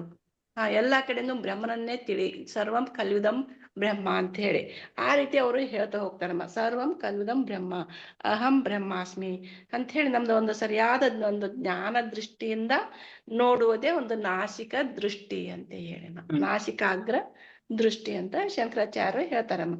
ಈಗ ಹೊರಗಡೆ ನಾವೆಲ್ಲಾ ವಸ್ತುಗಳನ್ನು ನೋಡ್ತೇವಿ, ಮತ್ತು ಅಂತರಂಗದಲ್ಲಿ ಸಹಿತ ನಮ್ಮ ಸಾಕ್ಷಿ ಅಂತರಂಗದಲ್ಲಿ ಏನ್ ಕಾಣ್ತೇವೆ ನಮ್ಮ ಒಂದು ಕನಸಿನ ಒಂದು ಪ್ರಪಂಚ ಮತ್ತೆ ಬೇರೆ ಹೋಗ್ಬಿಡ್ತೇವೆ. ಆ ರೀತಿ ಆಗೋದು ಬೇಡ. ನೀವೆಲ್ಲ ಒಂದು ಅದೇ ಒಂದು ಬ್ರಹ್ಮನನ್ನೇ ನಿಮ್ಮ ಒಂದು ತ್ರಿಪುಟಿಯಲ್ಲಿ ಕಾಣ್ತಾ ಹೋಗ್ರಿ ಅಂತ ಹೇಳಿ ಆ ತ್ರಿಪುಟಿ ಬಗ್ಗೆ ಅವರು ಶಂಕರಾಚಾರ್ಯರು ಹೇಳ್ತಾ ಹೋಗಿದಾರಮ್ಮ. ಕರೆಕ್ಟ್, ಚೆನ್ನಾಗಿ ಹೇಳಿದ್ದೀರಾ. ಹೀಗೆ ತ್ರಿಪುಟಿ ಅನ್ನೋದು ಪೂರ್ತಿಯಾಗಿ ನಾವು ಅರ್ಥ ಮಾಡ್ಕೊಳ್ಬೇಕು. ಅಂದ್ರೆ ಇವಾಗ ನೀವು ನೋಡುಗರು, ನೀವು ನೋಡ್ತಾ ಇದೀಯಾ, ನೋಡುವ ವಸ್ತು ಒಂದಿದೆ, ವಸ್ತು ನೀವು ನಿಮ್ಮ ಕಣ್ಣು ನೋಡ್ತಾ ಇದೆ, ಮತ್ತೆ ಆ ವಸ್ತು ನೋಡ್ತಾ ಇರ್ಬೇಕಾದ್ರೆ ಅವು ಮೂರು ನೋಡುವಿಕೆ, ಅವು ಎರಡೂನು ನೋಡುವಿಕೆಯಲ್ಲಿ ಬೆರೆತು ಹೋಗುತ್ತೆ ತಾನೆ. ಇದು ನನ್ನ ಕಣ್ಣು ನೋಡ್ತಾ ಇದ್ದೇವೆ ಅಂದ್ರೆ ಅದು ನೋಡುವವ ಅಂತ ಆಯ್ತು. ನಾನು ನೋಡುವವ, ಏನನ್ನ ನೋಡ್ತಾ ಇದ್ದೀನಿ, ಕರೆಕ್ಟ್ ನೋಡುವುದು. ಆಮೇಲೆ ಯಾವುದು ವಸ್ತು ಇದೆ ಅದು ನೋಡುವಿಕೆ.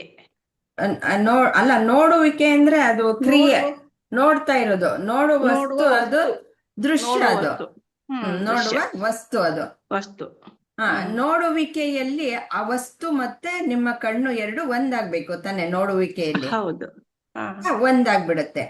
ಆ ಕ್ರಿಯೆ ಅನ್ನೋದು ಎಲ್ಲಿ ನಡೀತಾ ಇದೆ?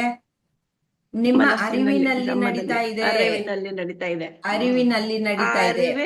ಅಂದ್ರೆ ಅರಿವೇ ನೀವು, ನೀನು ಅರಿವಿನಲ್ಲಿ ನಡೀತಾ ಇದೆ. ಅಂದ್ರೆ ಎಲ್ಲವೂ ಸಹ ಈ ತ್ರಿಪುಟಿಗಳು ಏನಿದೆ, ಈ ಕರ್ಮಗಳಿಗೆ ಏನ್ ನಡೀತಾ ಇದೆ, ಕಾರ್ಯಗಳು ಕ್ರಿಯೆಗಳು ನಡೀತಾ ಇದೆ, ಎಲ್ಲವೂ ಸಹ ಅರಿವಿನಲ್ಲೇ ನಡೀತಾ ಇದೆ. ಇವಾಗ ನಾನ್ ತಿಳ್ಕೊಳ್ಬೇಕಾಗಿರೋದೇನು, ಇವೆಲ್ಲವನ್ನು ಸಹ ಈ ನಡೀತಾ ಇರೋದೆಲ್ಲ ಏನೋ ಭೌತಿಕವಾಗಿ ನಡೀತಾ ಇದೆ. ನಾನು ಧ್ಯಾನಕ್ಕೆ ಕುಳಿತಾಗ ಅದು ಎಲ್ಲ ಇದು ದೃಶ್ಯ ಪ್ರಪಂಚ, ಅದೆಲ್ಲ ಭೌತಿಕ ಜಗತ್ತಿಗೆ ಸಂಬಂಧಪಟ್ಟಿದ್ದು. ನಾನು ಅರಿವಿನ ಸ್ವರೂಪ ಅಂತ ಕುಳಿತುಕೊಳ್ಳೋದೆ ಜ್ಞಾನ. ಅವು ಎಲ್ಲ ತ್ರಿಪುಟಿಗಳೆಲ್ಲ ಹೊರಟೆ ಹೋಯ್ತು. ಎಲ್ಲಿ ಅರಿವಿನಲ್ಲಿ ತಾನೇ ಅದು ಮೂಡ್ ಬರುದು. ಆ ಅರಿವು ನಾನು ಅಂತ ಅಲ್ಲಿ ನಾವು ಸ್ಥಿರವಾಗಿ ನಿಲ್ಬೇಕಾಗಿರೋದು. ಅರಿವಿನಲ್ಲಿ ಈ ಮೂರು ಇರುವಂತಹದ್ದು. ಯಾರೋ ನೋಡುವವನು, ನೋಡುವ ವಸ್ತು, ನೋಡುವಿಕೆ. ಹಾಗೆ ಕೇಳುವುದು, ಕೇಳುವಿಕೆ, ಕೇಳುವಿಕೆ, ಕೇಳುವವನು, ಮತ್ತೆ ಕೇಳುವಂತಹ ಒಂದು ಶಬ್ದ, ಗಾನ, ಏನೋ ಸಂಗೀತ, ಎಲ್ಲ ಕೇಳುವಂತಹದ್ದು ಅದು ಒಂದು ವಸ್ತು, ವಿಷಯ. ಅದೇ ಇನ್ನು ಒಂದು ಜ್ಞಾನ, ಧ್ಯಾತ್ರ, ಜ್ಞೇಯ. ಜ್ಞಾನ, ಜ್ಞಾತೃ, ಜ್ಞೇಯ, ಅದು ಹಾಗೆ ಎಲ್ಲ ತ್ರಿಪುಟಿಗಳು ಎಲ್ಲವೂ ಅಷ್ಟೇ. ನೀವು ಅಡಿಗೆ ಮಾಡ್ತಾ ಇದ್ದೀರಾ, ಅದು ಅಷ್ಟೇ. ಅಡಿಗೆ ಮಾಡೋರು ನೀವು, ಮಾಡುವಿಕೆ, ಆಮೇಲೆ ಮಾಡುವ ಒಂದು ಪದಾರ್ಥ. ಅಂದ್ರೆ ಪ್ರತಿಯೊಂದರಲ್ಲಿ ಮೂರು ಎಲ್ಲದರಲ್ಲೂ ಜಗತ್ತಿನಲ್ಲಿ ಈ ತ್ರಿಪುಟಿಗಳಿರುತ್ತೆ. ಆದ್ರೆ ನಾವು ತಿಳ್ಕೊಳ್ಬೇಕಾಗಿರೋದೇನೋ, ಇದೆಲ್ಲ ನಡೀತಾ ಇರೋದು ನನ್ನ ಅರಿವಿನಲ್ಲಿ ನಡೀತಾ ಇದೆ. ಅರಿವು ಅನ್ನೋದು ಅದೇ ನೀವು ನನಗ್ ಮಾತ್ರ ಸೀಮಿತಗೊಳಿಸ್ಕೊಳ್ಬಾರ್ದಷ್ಟೇ, ದೇಹಕ್ಕೆ ಸೀಮಿತಗೊಳಿಸ್ಕೊಳ್ಬಾರ್ದು. ಬ್ರಹ್ಮನ್ ಅದು ಅರಿವಿಗೆ ಅಂದ್ರೆ ಅರಿವು, ಆತ್ಮ, ಅರಿವಿನಲ್ಲಿ ಇದೆಲ್ಲ ನಡೀತಾ ಇದೆ ಅಂತ ತಿಳ್ಕೊಳ್ಬೇಕು. ಈ ರೀತಿಯಲ್ಲಿ ನಾಸಿಕಾಗ್ರ ದೃಷ್ಟಿಯನ್ನ ತೆಗೆದುಕೊಳ್ಬೇಕು ಅಂತ ಹೇಳ್ತಾ ಇದ್ರು.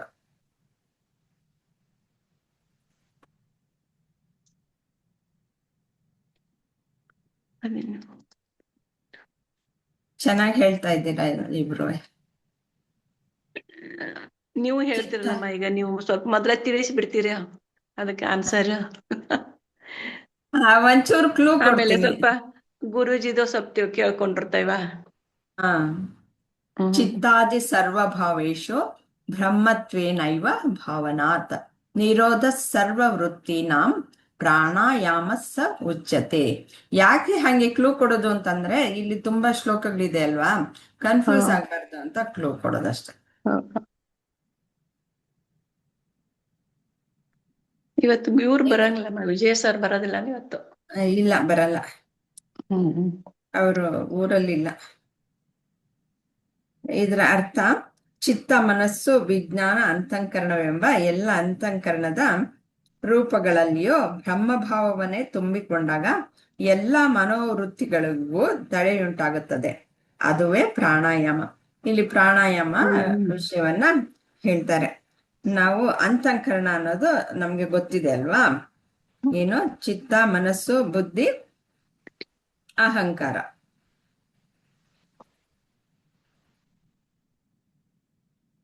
ಈ ಅಂತಃಕರಣ, ಚಿತ್ತ, ಮನಸ್ಸು, ವಿಜ್ಞಾನ ಅಂತ ಹೇಳ್ತಾರೆ, ಅಥವಾ ಬುದ್ಧಿ, ಎಲ್ಲ ಅಂತಃಕರಣವೆಂದು ಕರೆಯಲ್ಪಡುವ ಒಂದೇ ವಸ್ತುವಿನ ಹೆಸರು, ಬೇರೆ ಬೇರೆ ಕಾರ್ಯಗಳಿಗನುಗುಣವಾಗಿ.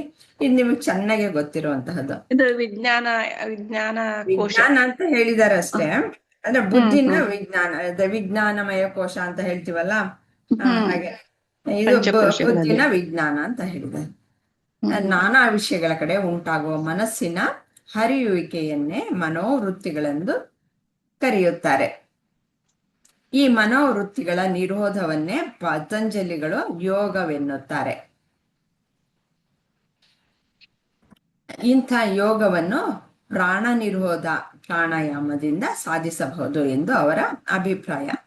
ಮನೋ ನಿರೋಧದಿಂದಲೇ ಪ್ರಾಣ ನಿರೋಧವು ಆಗುತ್ತದೆಂಬುದು ಇಲ್ಲಿಯ ತಾತ್ಪರ್ಯ.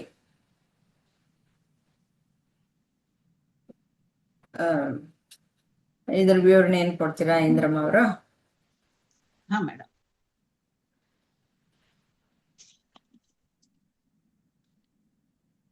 ಅಂದ್ರೆ ಮೇಡಮ್ ಇದು 18ನೇದಲ್ಲ ಮೇಡಮ್? ಹಾ, ಅಂದ್ರೆ ಚಿತ್ತ ಅಂತಕ್ಕಂಥ ಎಲ್ಲಾ ವಸ್ತುಗಳಲ್ಲೂ ಕೂಡ ಅಲ್ಲ, ಎಲ್ಲಾ ಯೋಚನೆಗಳಲ್ಲಿ ಅಥವಾ ಎಲ್ಲಾ ಇದ್ರೊಳಗೆ ಬ್ರಹ್ಮ ಅಂತ ಭಾವನೆ ಮಾಡ್ಕೊಂಡ್ರೆ ಆ ಎಲ್ಲಾ ಒಂದು ಭಾವನೆಗಳನ್ನ ಬ್ರಹ್ಮ ತತ್ವಕ್ಕೆ ಅಳವಡಿಸ್ಕೊಂಡು ಅದನ್ನ ನಾವು ಉಚ್ಛ್ವಾಸ ನಿಶ್ವಾಸ ಅಥವಾ ಕುಂಭಕ ಅಂತ ನಾವೇನ್ ಹೇಳ್ತೀವಿ ಆ ವೃತ್ತಿಯಲ್ಲಿ ತೊಡಗಿಸ್ಕೊಂಡೆ ಅದೇ ಪ್ರಾಣಾಯಾಮ ಆಗುತ್ತೆ ಅನ್ಸುತ್ತೆ ಮೇಡಮ್. ಅಂದ್ರೆ ಚಿತ್ತ ಅಂತಕ್ಕಂಥ ಸಕಲ ಒಂದು ವಸ್ತುಗಳಲ್ಲಿಯೂ ಬ್ರಹ್ಮನ ಭಾವನೆಯನ್ನೇ ತೆಗೆದುಕೊಂಡು ಎಲ್ಲಾ ಕೆಲಸಗಳಲ್ಲಿ ಅಥವಾ ಎಲ್ಲಾ ಯೋಚನೆಗಳಲ್ಲಿ ಅದನ್ನ ನಿಯಂತ್ರಿಸಿಕೊಂಡು ಪ್ರಾಣಾಯಾಮವನ್ನ ಮಾಡ್ಬೇಕು ಅಂತ ಅನ್ಸುತ್ತೆ ಮೇಡಮ್. ಇದ್ರಲ್ಲಿ ಮತ್ತೆ ಅಷ್ಟನ್ನು ವಿವರಿಸ್ಬೋದು. ಮತ್ತೆ ನೆಕ್ಸ್ಟ್ ಇದ್ರೊಳಗೆ ಇದು ಬರುತ್ತೆ, ಪ್ರಾಣಾಯಾಮ ಬರುತ್ತಲ್ಲ ಮೇಡಮ್, ಅದನ್ನು ತಗೊಂಡ್ಬಿಡ್ಲಾ ಇದ್ರೊಳಗೆ? ತಗೊಳ್ಬೋದು. ಅಂದ್ರೆ ಅದನ್ನ ಹೇಳ್ಬಿಡ್ತೀನಿ, ಆಮೇಲೆ ಹೇಳೋದಂತೆ. ಇದ್ರಲ್ಲಿ ಅದೇ ಈಗೇನಂದ್ರೆ 19, 20 ಹೇಳ್ಬೋದು ಮೇಡಮ್. 119, 19, 20 ಎಲ್ಲ ಸೇರ್ಸಿನೇ ಹೇಳ್ಬೋದು ನೀವು. ಅದೇ. ನಿಷೇಧನಂ ಪ್ರಪಂಚಸ್ಯ ರೇಚಕಾಖ್ಯ ಸಮೀರಣಃ ಬ್ರಹ್ಮೈವಾಸ್ಮೀತಿ ಯಾ ವೃತ್ತಿ ಪೂರಕೋ ವಾಯುರೀರಿತಃ. ಇದರ ಅರ್ಥನೂ ಹೇಳ್ಬಿಡ್ತೀನಿ ಸ್ವಲ್ಪ, ಅವಾಗ ನಿಮ್ಗೆ ಸುಲಭ ಆಗುತ್ತೆ. ಪ್ರಪಂಚವನ್ನೆಲ್ಲ ಇಲ್ಲವೆಂದು ಅಲೆಗಳೆಯುವುದು ರೇಚಕ, ಸರ್ವಂ ಬ್ರಹ್ಮಮಯಂ ಎಂದು ಭಾವಿಸುವುದು ಪೂರಕ.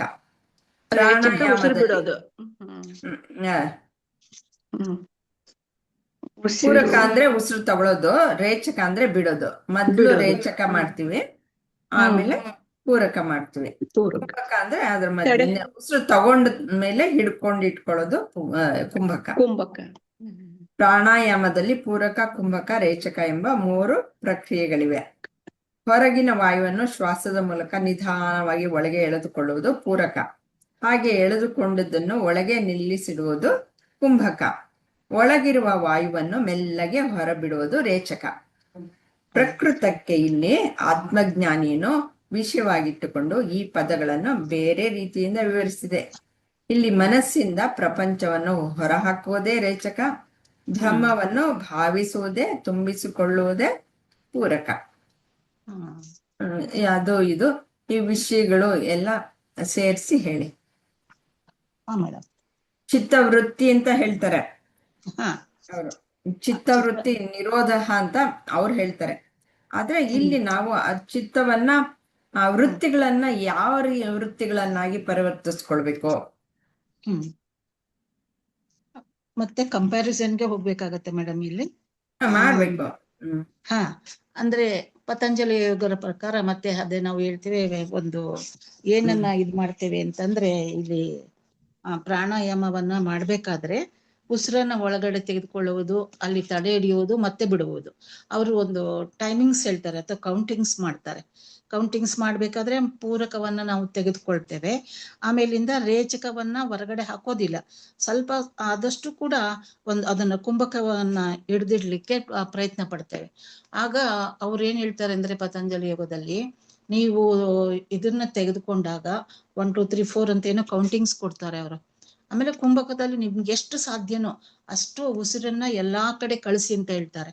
ಅದರ ನಂತರ ನೀವು ರೇಚಕವಾಗಿ ಹೊರ್ಗಡೆ ಬಿಡಿ ಅಂತಾನು ಹೇಳ್ತಾರೆ. ಅದು ಕೌಂಟಿಂಗ್ಸ್ ಪ್ರಕಾರ ಅಲ್ಲಿ ಮಾಡ್ತಾರೆ.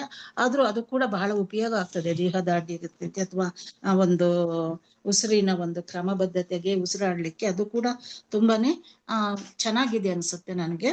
ಮತ್ತೆ ಇಲ್ಲಿ ನಾವು ನೋಡಿದ್ರೆ ಇಲ್ಲಿ ಪ್ರಾಣಾಯಾಮ ಮಾಡ್ಬೇಕಾದ್ರೆ ರೇಚಕವನ್ನು ತೆಗೆದುಕೊಂಡ್ರೆ ಪ್ರಪಂಚನೇ ಇಲ್ಲ ಅಂತ ಭಾವನೆ ತೆಗೆದುಕೊಂಡ್ಬಿಟ್ಟು ರೇಚಕ ಮಾಡ್ಬೇಕಾಗ್ತದೆ. ಪ್ರಪಂಚನೇ ಇಲ್ಲ ಅಂತ ಹೇಳಿದಾಗ ಆ ಉಸಿರನ್ನ ನಾವು ತೆಗೆದುಕೊಂಡಾಗ ಆ ಭಾವನೆಯ ಮೂಲಕ ನಾವು ರೇಚಕವನ್ನ ಮಾಡ್ಬೇಕಾಗ್ತದೆ. ಆಮೇಲೆ ಅದರ ಜೊತೆಗೆ ಬ್ರಹ್ಮನೇ ನಾನು ಅಂತಕ್ಕಂತಹದ್ದು, ನಾನೇ ಬ್ರಹ್ಮ, ನನ್ನಲ್ಲಿ ಬ್ರಹ್ಮ ಇದೆ ಅಂತಕ್ಕಂಥದ್ದನ್ನ ಅದು ಪೂರಕವಾಗಿ ನಾವು ತೆಗೆದುಕೋಬೇಕಾಗ್ತದೆ ಅನ್ಸುತ್ತೆ. ಆಮೇಲೆ ಅದ್ರ ಜೊತೆಗೆ ಅದೇನು ಅಲ್ಲಾಡ್ದ ಹಾಗೆ ಅದು ರೇಚಕ ನಾವು ಏನ್ ತೆಗೆದುಕೊಂಡಿದ್ದೇವೆ, ಆ ರೇಚಕ ಪ್ರಾಣಾಯಾಮವನ್ನ ನಾವು ಬ್ರಹ್ಮನೇ ಆಗಿರುವ ಒಂದು ಇದರಿಂದ ಪೂರಕ ಮಾಡ್ಕೊಂಡ್ ಬಿಟ್ಟಿದ್ದೀವಿ. ಆಮೇಲೆ ಅದನ್ನ ಅಲಗಾಡದಂತೆ ಒಂದು ಕುಂಭಕ ಪ್ರಾಣವೆನಿಸ್ತಕ್ಕಂಥದ್ದನ್ನು ಕುಂಭಕವನ್ನು ಎಷ್ಟು ಸಾಧ್ಯನೋ ಅಷ್ಟು ಹಿಡಿಲಿಕ್ಕೆ ಸಾಧ್ಯನಾ ಅಂತಕ್ಕಂಥದ್ದು. ಅಂದ್ರೆ ಅದು ಬ್ರಹ್ಮವನ್ನೇ ನಾವು ಒಳಗಡೆ ತೆಗೆದುಕೊಂಡಾಗ ಬ್ರಹ್ಮನ ಸ್ವರೂಪವನ್ನ ನಾವು ಎಲ್ಲ ಅಂಗಾಂಗಗಳಲ್ಲಿ ಕಳಿಸಬಹುದು ಅಥವಾ ಹಾಗೆ ತಡೆ ಇಟ್ಕೋಬಹುದು. ಅದನ್ನ ಇಟ್ಕೊಂಡಾಗ ಕುಂಭಕ ಎಷ್ಟು ಸಾಧ್ಯನೋ ಆ ಪ್ರಾಣಾಯಾಮನ್ನು ಕೂಡ ನಾವು ಮಾಡಬಹುದಾಗಿದೆ. ಅದ್ರ ಜೊತೆಗೆ ಮತ್ತೆ ನಾವು ಇದಕ್ ಬರ್ತೀವಲ್ಲ ಮೇಡಮ್, ಇನ್ನಕ್ಕೆ ಅದು ಅಲ್ಲ, ರೇಚಕ ಆಯ್ತು, ಕುಂಭಕ ಆಯ್ತು, ಪೂರಕ. ಪೂರಕ ಹೇಳಿದ್ರಲ್ಲ, ಪೂರಕ ಅಂದ್ರೆ ತೆಗೆದುಕೊಳ್ಳೋದು, ಆದಷ್ಟು ಹೊರಗೆ ರೇಚಕ ಅಂದ್ರೆ ಹೊರಗೆ ಹಾಕೋದು ಏನೋ ನಮ್ಮ ಚಿತ್ತವೃತ್ತಿಗಳನ್ನೆಲ್ಲ ಹೊರಗಡೆ ಹಾಕೋದೇ ರೇಚಕ ಆಗ್ತದೆ ಮೇಡಮ್. ಒಳಗೆ ತೆಗೆದುಕೊಳ್ಳೋದು ಪೂರಕ, ಒಳಗಡೆ ತಗೊಳ್ಳೋದೇನೋ ಅಹಂ ಬ್ರಹ್ಮಾಸ್ಮಿ ಅಂತ, ನಾನು ಬ್ರಹ್ಮ ಸ್ವರೂಪಿ ಅನ್ನುವ ಒಂದು ಚಿತ್ತವೃತ್ತಿಯನ್ನ ಒಳಗಡೆ ತಗೊಳ್ಬೇಕು. ನನ್ನ ಅಲ್ಲಿ ಇರುವಂತಹ ಎಲ್ಲ ಕಲ್ಮಶಗಳನ್ನ ಹೊರ ಹಾಕೋದು ಅದು ರೇಚಕ. ಆಮೇಲೆ ಒಳಕ್ ಬಂದ ಮೇಲೆ ಹಿಡಿದಿಟ್ಕೊಳ್ಳೋ ಅಂತದ್ದು ಅದೇ ವೃತ್ತಿಯನ್ನ ಹಿಡಿದಿಟ್ಕೊಳ್ಳೋದು. ಹೀಗೆ ಅಭ್ಯಾಸವನ್ನ ಮಾಡ್ತಾ ಹೋದ್ರೆ ಅದೇ ಆಗ್ತೀರ ನೀವು ಅಂತ, ಅದಕ್ಕೋಸ್ಕರ ಇದನ್ನ ಅಭ್ಯಾಸ ಒಳಗೆ ತೆಗೆದುಕೊಳ್ಬೇಕಾದ್ರೆ ಅದು ಪೂರಕ ಅಲ್ವಾ? ಒಳಗ್ ತಗೊಳ್ಳೋದು ಪೂರಕ. ಆಮೇಲೆ ಅಲ್ಲಿ ತಡೆ ಇಟ್ಕೊಂಡು ಆಮೇಲೆ ನಾವು ಹೊರಗಡೆ ಕುಂಭಕ ಅನ್ನೋದು ಅಲ್ಲೇ ಹಿಡಿದಿಟ್ಕೊಳ್ಳೋದು. ಅದು ಏನ್ ಇಟ್ಕೋಬೇಕು? ಒಂದು ವೃತ್ತಿಯನ್ನೇ, ನಾನು ಅಹಂ ಬ್ರಹ್ಮಾಸ್ಮಿ ಅನ್ನೋದನ್ನ ಹಿಡಿದಿಟ್ಕೊಳ್ಬೇಕು. ಆಮೇಲೆ ರೇಚಕ ಅನ್ನೋದನ್ನ ಎಲ್ಲ ಒಂದು ರೇಚಕ ಅನ್ನೋದು ನನ್ನಲ್ಲಿರುವಂತ ಕಲ್ಮಶಗಳೆಲ್ಲನು, ವಾಸನೆಗಳು ಎಲ್ಲವನ್ನ ನಾವು ಹೊರಗಡೆ ಹಾಕ್ಬಿಡೋದು. ಕಲ್ಮಶಗಳಿರುತ್ತೆ ಅಲ್ವಾ, ನಾ ಏನ್ ಅನ್ಕೊಂಡಿದ್ದೆ ಮೊದ್ಲು, ನಾನು ದೇಹ ಮನಸ್ಸು ಬುದ್ಧಿ ಅಂತ ಅನ್ಕೊಂಡಿದ್ದಾಗ, ದೇಹ ಅಂದಾಗ ನಾನು ಇವತ್ತು ನನಗ್ ಕಾಯಿಲೆ ಬಂತು, ನನಗೆ ತಲೆನೋವು ಬಂತು, ಇನ್ ಸ್ವಲ್ಪ ದಿನ ಆದ್ರೆ ಮುದುಕಿ ಆಗೋದೆ, ಆಮೇಲೆ ನಾನ್ ಸತ್ತೋಗ್ತೀನಿ, ಇಂಥದ್ದೆಲ್ಲ ದೇಹ. ಮನಸ್ಸು ಅಂದ್ರೆ ಅಯ್ಯೋ ನನ್ಗೆ ಎಷ್ಟೊಂದ್ ಕಷ್ಟಪ್ಪ, ಅವ್ರು ಹಂಗಂದ್ರು ಹಿಂಗಂದ್ರು ಅಂತ ಹೇಳ್ತೀವಿ. ಬುದ್ಧಿ ಅಂತಂದ್ರೆ ನನಗ್ ಬುದ್ಧಿನೇ ಇಲ್ಲ, ಅವ್ರಿಗೆ ಎಷ್ಟೊಂದ್ ಬುದ್ಧಿ ಇದೆ, ಅವ್ರು ಎಷ್ಟೊಂದ್ ಸಾಧನೆ ಮಾಡಿದ್ದಾರೆ, ಆಮೇಲೆ ನನಗೆ ಆ ಅಧಿಕಾರ ಸಿಗ್ಲಿಲ್ಲ. ಹೀಗೆ ಆ ವೃತ್ತಿಗಳನ್ನೆಲ್ಲ ಬಿಟ್ಟು ಹಾಕ್ಬಿಡ್ಬೇಕು, ಅಂತವೆಲ್ಲ ಬಿಟ್ಟು ಹಾಕ್ಬಿಡ್ಬೇಕು. ನೆಮ್ಮದಿಯಾಗಿರ್ಬೇಕು ಅಂತಂದ್ರೆ ಅದನ್ನ ಮೊದ್ಲು ಮಾಡ್ಬೇಕು. ಮತ್ತೆ ಈಗ ಅಂತಃಕರಣ ಅಂತ ಈ ಮನಸ್ಸಿನ 4 ರೂಪಗಳನ್ನ ನಾವು ಹೇಳ್ತೀವಲ್ಲ ಮೇಡಮ್, ಅದೇ ಚಿತ್ತ ಅಲ್ವಾ? ಚಿತ್ತ ಅಂತ ಬರೋದು ಅಂತಃಕರಣ, ಚಿತ್ತ, ಮನಸ್ಸು, ಬುದ್ಧಿ. ಚಿತ್ತ ಅಂದ ತಕ್ಷಣ ನಾವು ಮನಸ್ಸಿನಿಂದ, ಚಿತ್ತ ಅಂದ್ರೆ ಅದೇ ಎಲ್ಲ ಶೇಖರಣೆ ಆಗಿರುವಂತಹದ್ದು, ನಮ್ಮ ಎಲ್ಲ ವೃತ್ತಿಗಳು ಎಲ್ಲಾನು, ವಾಸನೆಗಳು ಎಲ್ಲವನ್ನು ಶೇಖರಣೆ ಮಾಡ್ಕೊಂಡು ಇಟ್ಕೊಂಡಿರೋದು, ಅದೇ ಕ್ಯಾರಿ ಮಾಡೋದು. ಒಂದು ಜನ್ಮದಿಂದ ಇನ್ನೊಂದು ಜನ್ಮಕ್ಕೆ ಹೋಗುತ್ತಲ್ಲ ಈ ಸೂಕ್ಷ್ಮ ಶರೀರ, ಅಲ್ಲೇ ಅದು ಕ್ಯಾರಿ ಮಾಡೋದು. ಅಂದ್ರೆ ಈ ಎಲ್ಲಾ ಅವಸ್ಥೆಗಳನ್ನು ಕೂಡ ಬ್ರಹ್ಮ ಭಾವನೆಯನ್ನ ನಾವ್ ಇಟ್ಕೊಂಡಿರ್ಬೇಕು. ಆ ಬ್ರಹ್ಮ ಭಾವನೆಯನ್ನ ಇಟ್ಕೊಂಡು ಯಾವುದೇ ರೇಚಕ ಆಗ್ಲಿ, ಪೂರಕ ಆಗ್ಲಿ ಅಥವಾ ಕುಂಭಕ ಆಗ್ಲಿ, ಈ ಎಲ್ಲಾ ಒಂದು ಪ್ರಾಣಾಯಾಮ ಒಂದು ಸ್ಥಿತಿಗಳಲ್ಲಿ ಅಥವಾ ಅವಸ್ಥೆಗಳಲ್ಲಿ ನಾವು ಮುಖ್ಯವಾಗಿ ಇದನ್ನ ಇಟ್ಕೊಂಡಿರೋದು ಏನ್ ಇಟ್ಕೊಂಡಿರ್ಬೇಕು ಅಂತ ಹೇಳಿದ್ರೆ ಬ್ರಹ್ಮ ಭಾವನೆ ಅಲ್ವಾ ಮೇಡಮ್? ಬ್ರಹ್ಮ ಭಾವನೆನೇ ಇಟ್ಕೊಂಡು ಈ ಪ್ರಾಣಾಯಾಮವನ್ನ ಮಾಡಿದಾಗ ನಮಗೆ ಆಟೋಮೆಟಿಕ್ ಆಗಿ ಬ್ರಹ್ಮಜ್ಞಾನ ಅಥವಾ ಬ್ರಹ್ಮ ತತ್ವವನ್ನ ಅರ್ಥಕೊಳ್ಳಿಕ್ಕೆ ಇದಾಗ್ತದೆ. ಒಟ್ಟಿಗೆ ಚಿತ್ತವನ್ನ ನಾವು ಇದು ಮಾಡ್ಕೋಬೇಕು, ಕಂಟ್ರೋಲ್ ಮಾಡ್ಕೋಬೇಕು. ಮತ್ತೆ ಅದಕ್ಕೆ ತಕ್ಕ ಹಾಗೆ ಬುದ್ಧಿಯನ್ನ ವ್ಯವಹರಿಸ್ಬೇಕಾಗ್ತದೆ. ಅದನ್ನ ಚಿತ್ತ ಅಂದ್ರೆ ಅದು ಎಲ್ಲ ಸೇರ್ಸಿನೇ ಹೇಳಿದ್ದಾರೆ, ಅಂತಃಕರಣ ಪೂರ್ತಿ ಸೇರ್ಸಿನೇ ಹೇಳಿದ್ದಾರೆ. ಎಲ್ಲ ಒಂದೇನೆ ಅಲ್ವಾ, ಅಲ್ಲಿ ಒಂದೊಂದ್ ಕೆಲ್ಸ ಮಾಡುತ್ತಷ್ಟೆ. ಇದೆಲ್ಲ ಜ್ಞಾನಿಗಳಿಗೆನೆ ಸರಿನಾ, ನಾವು ಹೋಗ್ಬೋದ ದಾರಿಗೆ? ನೀವು ಕಲ್ತ್ಕೊಳ್ತಾ ಇದ್ದೀರಲ್ರಿ, ಅಷ್ಟ್ ಚೆನ್ನಾಗಿ ಎಲ್ಲ ಹೇಳ್ತೀರಲ್ರಿ, ಇನ್ನೇನು. ಮೇಡಮ್ ಇನ್ನೊಂದ್ಸಲ ಅಂತಃಕರಣ ಅದನ್ನ ಅಂದ್ರೆ ಬಿಟ್ಟು ಹಾಕಿ, ನೀವು ಅಲ್ಲ ಅಲ್ಲ ಅಂತ ಅನ್ಕೊಳ್ಬೇಡಿ, ನಾನ್ ಕಲ್ತ್ಕೊಳ್ತಾ ಇದೀನಿ ಅಂತ ಅನ್ಕೊಳ್ಳಿ. ನನಗ್ ಬರೋದೇ ಇಲ್ಲ ಅಂತ ಅನ್ನೋದು ತಪ್ಪಾಗತ್ತೆ. ಮತ್ತೆ ನೇತಿ ಅನ್ಕೊಂಡು ಹೋದಾಗ ಬರ್ತದಲ್ಲ ಮೇಡಮ್. ನೀವು ತುಂಬಾನೇ ಮುಂದೆ ಇದ್ದೀರಾ. ಇಲ್ಲ ಮೇಡಮ್, ಅದು ತದೃತ್ತಿ ನೈಶ್ಚಲ್ಯಂ ಕುಂಭಕ ಪ್ರಾಣ ಸಂಯಮ. ಯಾರು? ಇಂದ್ರಮ್ಮ ಅವರ? ಹೇಳಿ ಅವರೇ. ಅಂತಃಕರಣ ಇನ್ನೊಂದ್ಸಲ ಹೇಳ್ಬಿಡಿ ಮೇಡಮ್. ಅಂತಃಕರಣ ಬುದ್ಧಿ. ಆಯ್ತು, ಹೇಳ್ತೀನಿ. ಇದು ಅರ್ಧ ಇದು ಹೇಳಿದೀನಿ, ಶ್ಲೋಕ ಪೂರ್ತಿ ಮುಗಿಸ್ಬಿಡ್ತೀನಿ. ಅಯಂ ಚಾಪಿ ಪ್ರಬುದ್ಧಾನಾಂ ಅಜ್ಞಾನಾಂ ಘ್ರಾಣ ಪೀಡನಂ. ಇಂದ್ರಮ್ಮ ಅವ್ರು ಹೇಳ್ತಾರಂತೆ, ಹೇಳಿ ಇಂದ್ರಮ್ಮ ಅವ್ರೆ. ಅಂತಃಕರಣ ಇಲ್ಲ, ನಾ ಅಷ್ಟೇ ಹೇಳಿದ್ದು, ಅದ್ರದ್ದು ಏನಿಂದ ಕೂಡಿದೆ ಅಂತ ಹೇಳಿ. ಚಿತ್ತ ಮನಸ್ಸು ಬುದ್ಧಿನೇ 4 ರೂಪಗಳು, ಮನಸ್ಸಿನ 4 ರೂಪಗಳೇ ಅಂತಃಕರಣ ಅಲ್ಲ ಮೇಡಮ್? ಕರೆಕ್ಟ್. ಮತ್ತೆ ಅದು ಹೇಗೆ ಕೆಲಸ ಮಾಡುತ್ತೆ ಅನ್ನೋದು ವಿವರಣೆ ಕೊಡ್ತೀರಾ? ಚಿತ್ತ ಅಂದ್ರೆ ಮನಸ್ಸು. ಮನಸ್ಸು, ಬುದ್ಧಿ, ಚಿತ್ತ, ಅಹಂಕಾರ 4. ಹೇಳ್ತೀನಿ ಮೇಡಮ್. ಈಗ ಯಾವ ಆಲೋಚನೆಗಳಲ್ಲಿ ನಾವು ಇದು ಬರ್ತದೆ, ಅದು ಮನಸ್ಸಲ್ಲಿ ಬರ್ತದೆ. ಅದನ್ನ ಆ ಮನಸ್ಸನ್ನ ಇದ್ ಮಾಡ್ಕೊಂಡು ಬುದ್ಧಿ ಏನ್ ಮಾಡ್ತದೆ, ನಿರ್ಧಾರ ತೆಗೆದುಕೊಳ್ತದೆ. ಯಾವುದೇ ಒಂದು ವಿಷಯದಲ್ಲಿ ಮನಸ್ಸು ಒಳಗಾಡಿದ್ರೆ ಅದು ಬುದ್ಧಿ ಏನ್ ಮಾಡುತ್ತೆ, ಆ ಒಂದು ಸರಿನೋ ತಪ್ಪು ಅಂತಕ್ಕಂತಹ ಒಂದು ನಿರ್ಧಾರವನ್ನು ಕೂಡ ತೆಗೆದುಕೋಬಹುದು. ಆಮೇಲೆ ಇದೆಲ್ಲ ಕೂಡ ಬ್ರಹ್ಮ ಭಾವನೆಗೆ ನಾವು ಇದು ಮಾಡ್ಬೇಕು ಬುದ್ಧಿಯನ್ನ, ಅಲ್ಲ ಮೇಡಮ್? ಅಲ್ಲ, ಅದು ಹೆಂಗ್ ಕೆಲ್ಸ ಮಾಡುತ್ತೆ ಅಂತ ಮಾತ್ರ ಹೇಳಿ. ಅದು ಇವಾಗ ಜ್ಞಾನನ ಹೆಂಗ್ ನಾವು ಹೋಗ್ಸೋದು ಅನ್ನೋದು ಅದು ಬೇರೆ. ಅವ್ರು ತಿಳ್ಕೊಳ್ಬೇಕಾಗಿರೋದು ಬರೀ 4 ಏನು, ಅಹಂಕಾರ, ಚಿತ್ತ, ಅಹಂಕಾರ ಮತ್ತೆ ಮನಸ್ಸು, ಬುದ್ಧಿ 4 ಅಂದ್ರೆ ಅಂತಃಕರಣವನ್ನ ತಿಳ್ಕೊಳ್ಬೇಕು. ಅದು ಹೇಗ್ ಕೆಲ್ಸ ಮಾಡುತ್ತೆ ಅನ್ನೋದು ಮಾತ್ರ ಹೇಳಿ ಸಾಕು, ಜ್ಞಾನ ಏನು ಬೇಕಾಗಿಲ್ಲ. ಇವಾಗ ಚಿತ್ತ ಅಂದ್ರೆ ಏನು, ಮನಸ್ಸು ಅಂದ್ರೆ ಏನು, ಬುದ್ಧಿ ಅಂದ್ರೆ ಏನು ಅಂತ ಹೇಳ್ತೇನೆ. ಓಕೆ, ಅಷ್ಟ ಹೇಳಿ. ಚಿತ್ತ ಅಂದ್ರೆ ಮನಸ್ಸು, ಯಾವುದರಿಂದ ನಿರ್ಮಿತ ಅಂದ್ರೆ ವಸ್ತು. ಚಿತ್ತವೆಂದ್ರೆ ಮನಸ್ಸು ಅಲ್ವಾ ಮೇಡಮ್? ಮನಸ್ಸಿನಲ್ಲೇ ಒಂದು ಇದು ಚಿತ್ತ ಅಂದ್ರೆ ಎಲ್ಲ ಶೇಖರಣೆ ಆಗಿರುತ್ತೆ ಅಲ್ವಾ, ನಮ್ಮ ನೆನಪುಗಳು ಮತ್ತೆ ವಾಸನೆಗಳು ಎಲ್ಲ ಶೇಖರಣೆ ಆಗಿರುವಂತಹದ್ದು ಚಿತ್ತ. ಅದು ಆಲೋಚನೆಗಳು ಅಥವಾ ಸಂಶಯಗಳಲ್ಲಿ ಇದಾದಾಗ ಮನಸ್ಸು ಎಂದು ಅನ್ಸ್ಕೊಳ್ತದೆ ಅನ್ಸುತ್ತೆ ನನಗೆ. ಅದು ಸರಿನಾ ಮೇಡಮ್? ನೀವೇ ಹೇಳಿ. ಮನಸ್ಸು ಅದೇ ಹೀಗೆ ಇವಾಗ ಗೊತ್ತಾಯ್ತಲ್ವಾ ವೀಣಾ ಅವ್ರೆ?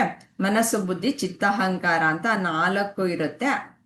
ಅದು ಪೂರ್ತಿ ಮನಸ್ಸನ್ನೇ 4 ವಿಭಾಗವಾಗಿ ಅವುಗಳು ಮಾಡುವ ಕೆಲಸಕ್ಕೆ ಅನುಸಾರವಾಗಿ ವಿಭಾಗವನ್ನ ಮಾಡಲಾಗಿದೆ. ಈ ಮನಸ್ಸು ಅನ್ನೋದು ಏನ ಮಾಡುತ್ತೆ ಅಂತಂದ್ರೆ, ಈ ಚಿತ್ತದಲ್ಲಿ ನಾವು ಇವಾಗ್ಲೇ ತಿಳ್ಕೊಂಡಿರೋ ಹಾಗೆ ವಾಸನೆಗಳು ಎಲ್ಲ ಇರುತ್ತವೆ. ಆ ವಾಸನೆಗಳು ಇರೋದ್ರಿಂದ ಈ ಮನಸ್ಸು ಏನ ಮಾಡುತ್ತೆ, ಅದ್ರ ಪ್ರಕಾರ ಹೊರಗಡೆಗೆ ಹೋಗುತ್ತೆ. ಯಾವುದ್ರಿಂದ? ಆ ವಾಸನೆಗಳು ನಮ್ಮ ಕರ್ಣಗಳು ಅಂದ್ರೆ ಒಂದು ಪಂಚೇಂದ್ರಿಯಗಳ ಮೂಲಕ ಹೊರಮುಖವಾಗಿ ಹೋಗುತ್ತೆ. ಹೊರಮುಖವಾಗಿ ಏನು ಹೋದ್ರೆ ಅಲ್ಲಿ ಹೊರಮುಖದಲ್ಲಿ ಏನ್ ಕಾಣಿಸುತ್ತೆ? 5 ವಿಷಯಗಳು ಕಾಣಿಸುತ್ತೆ. ಏನೋ ಶಬ್ದ, ಸ್ಪರ್ಶ, ರೂಪ, ರಸ, ಗಂಧ 5 ವಿಷಯಗಳು, 5 ಪಂಚೇಂದ್ರಿಯಗಳು, 5 ವಿಷಯಗಳಷ್ಟೇ. ನಾವು ಇಷ್ಟೊಂದು ದೊಡ್ಡ ಪ್ರಪಂಚವನ್ನು ನೋಡಿದ್ರು ಇಷ್ಟೇ ಇರೋದು. ಅವುಗಳನ್ನ ನಮಗ್ ವಾಸನೆ ಇರೋದ್ರ ಮೇಲೆ ಬೀಳುತ್ತೆ ಗಮನ. ಅದು ಬೇಕು ಅನ್ನುತ್ತೆ ಅಥವಾ ಅದರಿಂದ ದೂರ ಇರ್ಬೇಕು ಅಂತ ಅನ್ಸುತ್ತೆ. ನಮಗ್ ಬೇಕು ಅಂದಿದ್ದನ್ನ ಪಡಿಬೇಕು ಅಂತ ಅಂದ್ಬಿಟ್ಟು ಹೇಳ್ತೀವಿ. ಬೇಡ ಅಂದಿದ್ದನ್ನ ದೂರ ಮಾಡ್ಬೇಕು ಅಂತೀವಿ. ಅದಕ್ಕನುಸಾರವಾಗಿ ಕೆಲಸವನ್ನು ಮಾಡ್ತೀವಿ. ಇದು ಸಿಂಪಲ್ ಆಗಿ ಹೇಳೋದಾದ್ರೆ, ಇವಾಗ ನನ್ನ ಕಣ್ಣು ಅಲ್ಲಿ ಒಂದು ಏನೋ ನೋಡ್ತು, ಅದನ್ನ ಪಿಕ್ಚರ್ ಹಿಡ್ಕೊಂಡ್ಬಂದು ಮನಸ್ಸಿಗೆ ಕೊಡ್ತು. ಮನಸ್ಸು ಏನು ಅಂತಂದ್ಬಿಟ್ಟು ಆ ಪಿಕ್ಚರ್ನ ಏನು ಅಂತ ಅನಲೈಸ್ ಮಾಡಕ್ಕೆ ಅದಕ್ಕೆ ಗೊತ್ತಾಗಲ್ಲ. ಅದಕ್ಕೆ ಬುದ್ಧಿಗೆ ಹೇಳ್ತು ಏನಿದು ಅಂತಬಿಟ್ಟು. ಆ ಬುದ್ಧಿ ಏನ್ ಮಾಡ್ತು, ಚಿತ್ತದಲ್ಲಿ ಫೈಲ್ ಇರುತ್ತೆ, ಅದೇನು ಅಂತ ನೋಡಿ ಹೇಳೋದಕ್ಕೆ. ಅದು ಹೇಳಿದ್ದು ರೆಡ್ ಕಾರ್. ಒಂದು ಸೇಬ್ ನೋಡಿದ್ವಿ, ಆ ತರ ಒಂದು ಎಕ್ಸಾಂಪಲ್ ಕೊಡಿ. ಅದೇ ಹೇಳ್ತಾ ಇರೋದು, ರೆಡ್ ಕಾರ್ ಅಂತಂದ್ಬಿಟ್ಟು ಹೇಳ್ತು, ಚಿತ್ತ ಹೇಳ್ತು. ಸರಿ ಸರಿ ಆಯ್ತಾ? ನೀವು ಸೇಬು ಅಂದ್ರಿ, ನಾನು ಕಾರ್ ಅಂತ ಹೇಳ್ತಾ ಇದ್ದೀನಿ. ರೆಡ್ ಕಾರ್ ಅಂತ ಚಿತ್ತ ಹೇಳ್ತು. ಅಲ್ಲಿ ಸ್ಟೋರ್ ಆಗಿತ್ತು. ಈ ತರ ದೃಶ್ಯ ಬಂದಿದ್ರೆ, ಪಿಕ್ಚರ್ ಬಂದಿತ್ತಲ್ಲ, ಆ ಪಿಕ್ಚರ್ ಇಂಥದ್ದೇ ಅಂತಂದ್ಬಿಟ್ಟು ಇದು ಡಿಕ್ಷನರಿ ತೆಗೆದು ನೋಡೋದು ಬುದ್ಧಿ. ಅಲ್ಲಿ ರೆಡ್ ಕಾರ್ ಅಂತ ಹೇಳಿದ ತಕ್ಷಣ ಆ ಬುದ್ಧಿ ಮನಸ್ಸು ಹೇಳ್ತು ಏನಂತ, ಇದು ರೆಡ್ ಕಾರ್ ಅಂತಂದ್ಬಿಟ್ಟು. ಸರಿ, ರೆಡ್ ಕಾರ್ ಅಂತಂದ್ರೆ ಈ ಅಹಂಕಾರ ಏನ್ ಮಾಡ್ತು, ಅದು ನಂದು ಕಾರು, ಅದು ನನ್ನ ಕಾರ್ ಆಗಿರುತ್ತೆ, ಅದಕ್ಕೆ ನನ್ನ ಕಾರು ಅಂತ ಹೇಳುತ್ತೆ. ಹೀಗೆ ಈ ರೀತಿಯಲ್ಲಿ 4 ಕೆಲಸಗಳು ಮಾಡುತ್ತೆ. ಅಂತಃಕರಣ ಏನು ಅಂದ್ರೆ ಇವು 4 ಎಕ್ಸ್ಪ್ಲೈನ್ ಮಾಡೋದು. ಅಹಂಕಾರ. ಅಂತಃಕರಣ ಅಂದ್ರೆ ಏನು ಅಂತ ಒಂದೇ ವರ್ಡ್ ಅಲ್ಲಿ ಹೇಳೋದಾದ್ರೆ ಇವ್ 4 ಎಕ್ಸ್ಪ್ಲೈನ್ ಮಾಡ್ಬೇಕು. ಏನಿಲ್ಲ, ಮನಸ್ಸು ಬುದ್ಧಿ ಚಿತ್ತ ಅಹಂಕಾರ ಅನ್ನೋದು ಅಷ್ಟೇ, ಒಂದೇ ವರ್ಡ್ ಅಂದ್ರೆ, ಒಂದೇ ಸೆಂಟೆನ್ಸ್ ಅಂದ್ರೆ. Okay madam, thank you madam. ಅಂತಃಕರಣ ಅಂದ್ರೆ ಇದು ಸಾತ್ವಿಕವಾದಂತ ಭಾವನೆಗಳು ಇರ್ತೈತಿ. ಅಲ್ಲಿ ಪ್ರೀತಿ, ಅನುಕಂಪ, ಎಲ್ಲ ತರದ್ದು ನಮ್ ವಾಸನೆ ಒಳ್ಳೇದ ಇದು ಬರ್ತೈತಿ. ಆ ಒಂದು ಅದಕ್ಕನುಸಾರವಾಗಿ ನಮ್ಮ ಕೆಲ್ಸಗಳೆಲ್ಲ ಅದಕ್ಕನುಸಾರವಾಗ್ಲೇ ನಾವ್ ಮಾಡೋದು. ನಾವು ಈ ಸತ್ಸಂಗದಲ್ಲಿ ಕೂತ್ಕೊಳ್ಬಹುದು, ಅಥವಾ ಬೇರೆ ಹೋಗ್ಬಿಟ್ಟು ಬೇರೆ ಕೆಲ್ಸಗಳನ್ನು ಮಾಡಬಹುದು. ನಮಗೆ ಹೆಂಗಿರುತ್ತೋ ವಾಸನೆಗಳು ಆ ರೀತಿಯ ಕೆಲಸಗಳನ್ನ ನಾವು ಮಾಡ್ತೀವಿ. Okay madam, thank you madam, ಅರ್ಥ ಆಯ್ತು. ಓಕೆ, ಮುಂದುವರ್ಸೋಣ. ಇವಾಗ 120 ಇದರ ಅರ್ಥವನ್ನು ಹೇಳಿಲ್ಲ. 19, 20 ಒಂದೇ ಸತಿ ಕೊಟ್ಟಿದ್ದಾರೆ ಇಲ್ಲಿ.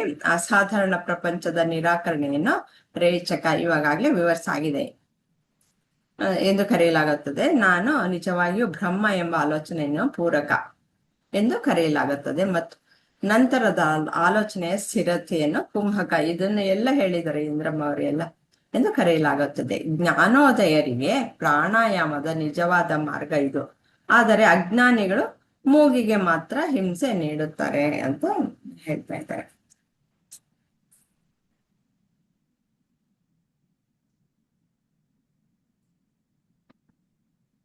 ಇದನ್ನು ಇನ್ನೊಂದ್ಸತಿ, ನಾನು ಬ್ರಹ್ಮವಾಗಿದ್ದೇನೆಂಬ ವೃತ್ತಿಯನ್ನು ದೃಢಪಡಿಸಿಕೊಳ್ಳುವುದೇ ಕುಂಭಕ.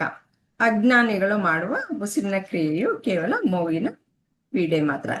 ಇದು ಲಾಸ್ಟ್ ಇದನ್ನ ಇಲ್ಲಿ ಕೊಟ್ಟಿದ್ದಾರೆ. ಸಾಕಲ್ವಾ ಇದು? 120 ವಿವರಣೆ ಏನು ಬೇಡ ಅಂತ ಅನ್ಕೊಳ್ತೀನಿ. 121 ಹೊರಟೋಗೋಣ.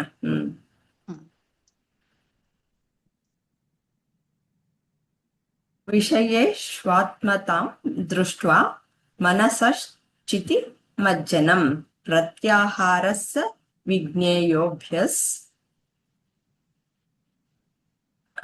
ಅನಿಯೋ ಮುಮುಕ್ಷುಭಿಃ. ಅಲ್ಲ, ಇಲ್ಲಿ ವಿಜ್ಞೇಯೋ, ಪ್ರತ್ಯಾಹಾರಸ್ಸ ವಿಜ್ಞೇಯೋ ಅಭ್ಯಸನೀಯೋ ಮುಮುಕ್ಷುಭಿಃ. ಇದು ಕರೆಕ್ಟ್ ಸ್ಪ್ಲಿಟ್. ಆತ್ಮವನ್ನು ಎಲ್ಲಾ ವಸ್ತುಗಳಲ್ಲಿ ಸಾಕ್ಷಾತ್ಕರಿಸುವ ಮೂಲಕ ಮನಸ್ಸನ್ನು ಪರಮ ಪ್ರಜ್ಞೆಯಲ್ಲಿ ಲೀನಗೊಳಿಸುವುದನ್ನು ಪ್ರತ್ಯಾಹಾರ, ಮನಸ್ಸಿನ ಹಿಂತೆಗೆದುಕೊಳ್ಳುವಿಕೆ ಎಂದು ಕರೆಯಲ್ಪಡುತ್ತದೆ. ಇದನ್ನು ಸಾಧಕರು ಮೋಕ್ಷದ ನಂತರ ಅಭ್ಯಾಸ ಮಾಡಬೇಕು ಅಂತ ಹೇಳ್ತಾರೆ. ಮೋಕ್ಷ ಸಿಗ್ಬೇಕಮ್ಮ. ನಾವು ಮೋಕ್ಷ ಸಿಕ್ತು ಅಂದ್ರೆ ಮುಂದೆ ವಿಚಾರ ಮಾಡ್ಬೇಕು ಇದನ್ನ. ಏನಂದ್ರೆ ಮೋಕ್ಷ ಸಿಗ್ಬೇಕಮ್ಮ ಈಗ ನಮಗೆ ಇದು, ಆಮೇಲೆ ಇದನ್ನ ವಿಚಾರ ಮಾಡ್ಬೇಕು. ಅದುವರೆಗೂ ಮಾಡೋದ್ ಬೇಡ ಅಂತೀರ. ಮುಕ್ತಿಯ ನಂತರ ಶಬ್ದ ಸಾಧಕರು ಶಬ್ದ ಅಭ್ಯಾಸ ಸ್ಪರ್ಶಾದಿ ಮಾಡಬೇಕು. ವಿಷಯಗಳೆಲ್ಲ ಆತ್ಮವೇ ಎಂದು ಭಾವಿಸಿ ಮನಸ್ಸನ್ನು ಆತ್ಮದಲ್ಲಿಯೇ ಮುಳುಗಿಸಿಕೊಂಡರೆ ಅದನ್ನು ಪ್ರತ್ಯಾಹಾರವೆಂದು ತಿಳಿಯಬೇಕು. ಅಂದ್ರೆ ಇದರಲ್ಲಿ ಪತಂಜಲಿ ಯೋಗದಲ್ಲಿ ಏನ್ ಹೇಳ್ತಾರೆ, ನಮ್ಮ ಇಂದ್ರಿಯಗಳನ್ನ ಹೊರಗಡೆ ಹರಿಬಿಡದೆ ಅದನ್ನ ಒಳಮುಖವಾಗಿ ಸೆಳೆದ್ಕೊಳ್ಳಿ, ವಿಷಯಗಳ ಕಡೆಗೆ ಹೋಗ್ಬೇಡಿ, ಹೋಗ್ಬಿಡು. ಆತ್ಮನ ಕಡೆಗೆ. ನಿಗ್ರಹ ಮಾಡಿ, ಅವರು ಹೇಳೋದು ಹಾಗೆ, ಇಂದ್ರಿಯ ನಿಗ್ರಹ ಆತ್ಮನ ಕಡೆಗೆ ಬನ್ನಿ, ಇಂದ್ರಿಯಗಳ ನಿಯಂತ್ರಣವನ್ನ ಮಾಡಿ ಅಂತ ಮಾಡಿ. ಹೇಳ್ತಾರೆ. ಇಲ್ಲಿ ಇನ್ ಸ್ವಲ್ಪ ಅದನ್ನೇ ಬೇರೆ ರೀತಿಯಲ್ಲಿ ಹೇಳ್ತಾರೆ. ಯೋಗಶಾಸ್ತ್ರದಲ್ಲಿ ಪ್ರತ್ಯಾಹಾರವು 5ನೇ ಲಿಂಗ. ಇಂದ್ರಿಯ ಹಾಗೂ ವಿಷಯಗಳಿಗೆ ಸಂಬಂಧಿಸಿದಾಗ ಇಂದ್ರಿಯ ವೃತ್ತಿಗಳು ಹೊರಬೀಳದೆ ತಮ್ಮ ಪ್ರಕೃತಿಯಾದ ಮನಸ್ಸಿನಲ್ಲಿಯೇ ಒಂದಾಗಿ ಬಿಡುತ್ತವೆ. ಇದು ಪ್ರತ್ಯಾಹಾರ. ಇಲ್ಲಿಯೂ ಸಹ ವಿಷಯಗಳೆಲ್ಲ ಬ್ರಹ್ಮವೇ ಎಂದು ಭಾವಿಸಿದಾಗ ಇಂದ್ರಿಯ ವೃತ್ತಿಗಳೆಲ್ಲ ಆತ್ಮ ಸ್ವರೂಪದಲ್ಲಿಯೇ ಲೀನವಾಗುತ್ತವೆ. ಇದು ಮುಮುಕ್ಷಗಳ ಪ್ರತ್ಯಾಹಾರ. ಅಂದ್ರೆ ಯಾರಿಗೆ ಜ್ಞಾನ ಬೇಕು ಅಂತ, ಇಲ್ಲಿ ಮುಮುಕ್ಷುಗಳು ಅಂತಂದ್ರೆ ಯಾರು ಜ್ಞಾನ ಬೇಕು ಅಂತ ತುಂಬಾ ಪರಮಾಕಾಂಕ್ಷಿಗಳಾಗಿರ್ತಾರೋ ಅಂತವರ ಮುಮುಕ್ಷಿಗಳು, ಅವರು ಪ್ರತ್ಯಾಹಾರವನ್ನ ಅಭ್ಯಾಸ ಮಾಡ್ಬೇಕು ಅಂತ ಹೇಳ್ತಾ ಇದ್ದಾರೆ. ಇದು ಜ್ಞಾನ ಬಂದ ಮೇಲೆ ಅಲ್ಲ. ಲಾಸ್ಟ್ ಆಗೈತಿಲ್ಲಮ್ಮ, ಮುಕ್ತಿಯನ್ನು ಬಯಸುವವನು ಮುಕ್ತಿಯನ್ನು ಪಡೆದ ನಂತರ ಇದನ್ನ ಮಾಡ್ಬೇಕು ಅಂತ ಹೇಳಿ. ಎಲ್ಲಾ ವಸ್ತುಗಳಲ್ಲಿ ಆತ್ಮನನ್ನೇ ಕಾಣ್ಬೇಕು. ಅದೇ ಅಮ್ಮ, ಇಷ್ಟೊತ್ತವರೆಗೂ ಎಲ್ಲ ಹೇಳಿದ್ವಿ. ಎಲ್ಲಾ ಪ್ರತಿಯೊಂದು ವಸ್ತುವಿನಲ್ಲಿ, ಈ ಪ್ರಪಂಚದಲ್ಲಿ ಕಾಣೋ ವಸ್ತುದಲ್ಲಿ, ನಮ್ಮ ಈ ಶರೀರದಲ್ಲಿರ್ತಕ್ಕಂಥ ಪ್ರತಿಯೊಂದು ಭಾಗಗಳಲ್ಲಿಯೂ ಸಹಿತ ಆ ಬ್ರಹ್ಮನನ್ನೇ ಕಾಣ್ಬೇಕು, ಆತ್ಮನನ್ನೇ ಕಾಣ್ಬೇಕು. ಹಾಗಿದ್ಮೇಲೆ ಅವಾಗ ಏನಾಗ್ತೈತಿ, ನಮ್ಮ ಮನಸ್ಸು ಬ್ರಹ್ಮಮಯ ಆಗ್ತೈತಿ. ಅವಾಗ ನಾನೇ ಬ್ರಹ್ಮಾಸ್ಮಿ, ಅಹಂ ಬ್ರಹ್ಮಾಸ್ಮಿ ಅಂತ ಆಗ್ತೈತಿ ಅಮ್ಮ. ಮೊದಲು ಸರ್ವಂ ಕಲ್ವಿದಂ ಬ್ರಹ್ಮಾಸ್ಮಿ ಅಂತ ಇಲ್ಲಿ ಮೋಕ್ಷದ ನಂತರ ಅಂತ ಕೊಟ್ಟಿದ್ದಾರೆ ಅಂತ ತಪ್ಪಾಗಿ ತಿಳ್ಕೊಂಬಿಡಿ. ಇದು ಟ್ರಾನ್ಸ್ಲೇಟ್ ಮಾಡಿರೋದು ಹಿಂಗೆ, ಮುಮುಕ್ಷು ಅನ್ನೋದಕ್ಕೆ ಮೋಕ್ಷದ ನಂತರ ಅಂತಂದ್ಬಿಟ್ಟು ಕೊಟ್ಟಿದ್ದಾರೆ. ಮುಮುಕ್ಷು ಅಂದ್ರೆ ಮೋಕ್ಷದ ಆಕಾಂಕ್ಷಿಗಳು. ಅಮ್ಮ, ಈಗ ಅದನ್ನ ಆಯ್ತಲ್ಲ, ಈಗ ಇದೆಲ್ಲದ್ರಲ್ಲಿ ಇದ್ದ ಆ ಬ್ರಹ್ಮನ ಅರ್ಥ ನೀವ್ ಹೇಳ್ತಾ ಇರೋದು ಕರೆಕ್ಟೇ. ಇಲ್ಲಿ ಕೊಟ್ಟಿರೋದು ಈ ಟ್ರಾನ್ಸ್ಲೇಷನ್, ಅದಕ್ಕೋಸ್ಕರ ನಾನು ಬೇರೆ ಬುಕ್ ಅಲ್ಲಿ ಹೇಳ್ತಾ ಇರೋದು. ಅದನ್ನೇ ಪ್ರತ್ಯಾಹಾರ. ಆ ಒಂದು ಪ್ರಜ್ಞೆಯಲ್ಲಿ ಮನಸ್ಸನ್ನ ನಾವು ಪ್ರಜ್ಞೆಯಲ್ಲಿ ಇಟ್ಕೊಳ್ಳೋದ್ರಿಂದೇ ಇದನ್ನೆಲ್ಲ ತಿಳಿದು ನಮ್ಮ ಮನಸ್ಸನ್ನ ಒಂದು ಪ್ರಜ್ಞೆಯಲ್ಲಿ ಇಟ್ಕೊಳ್ಳೋದ್ರಿಂದ ಇದನ್ನ ಪ್ರತ್ಯಾಹಾರ ಅಂತ ಹೇಳ್ತಾರೆ ಅಂತ ಹೇಳಿ. ಹೌದಲ್ಲಮ್ಮ, ಈ ಬ್ರಹ್ಮಜ್ಞಾನನೇ ಪ್ರತ್ಯಾಹಾರ. ಈಗ ಮತ್ತೆ ಮನಸ್ಸನ್ನ ಹಿಂದೆ ತೆಗೆದುಕೊಳ್ಳೋದು ಅಂದ್ರಮ್ಮ, ಈಗ ಮನಸ್ಸನ್ನ ನಾವ್ ಎಲ್ಲಾ ಕಡೆ ಹರಿಬಿಡ್ತೇವಲ್ಲ, ಅದೇ ಈಗ ಪಂಚೇಂದ್ರಿಯಗಳನ್ನ ಕರ್ಮೇಂದ್ರಿಯಗಳನ್ನ ನಿಗ್ರಹ ಮಾಡೋದು ಅಂತ ಹೇಳಿ.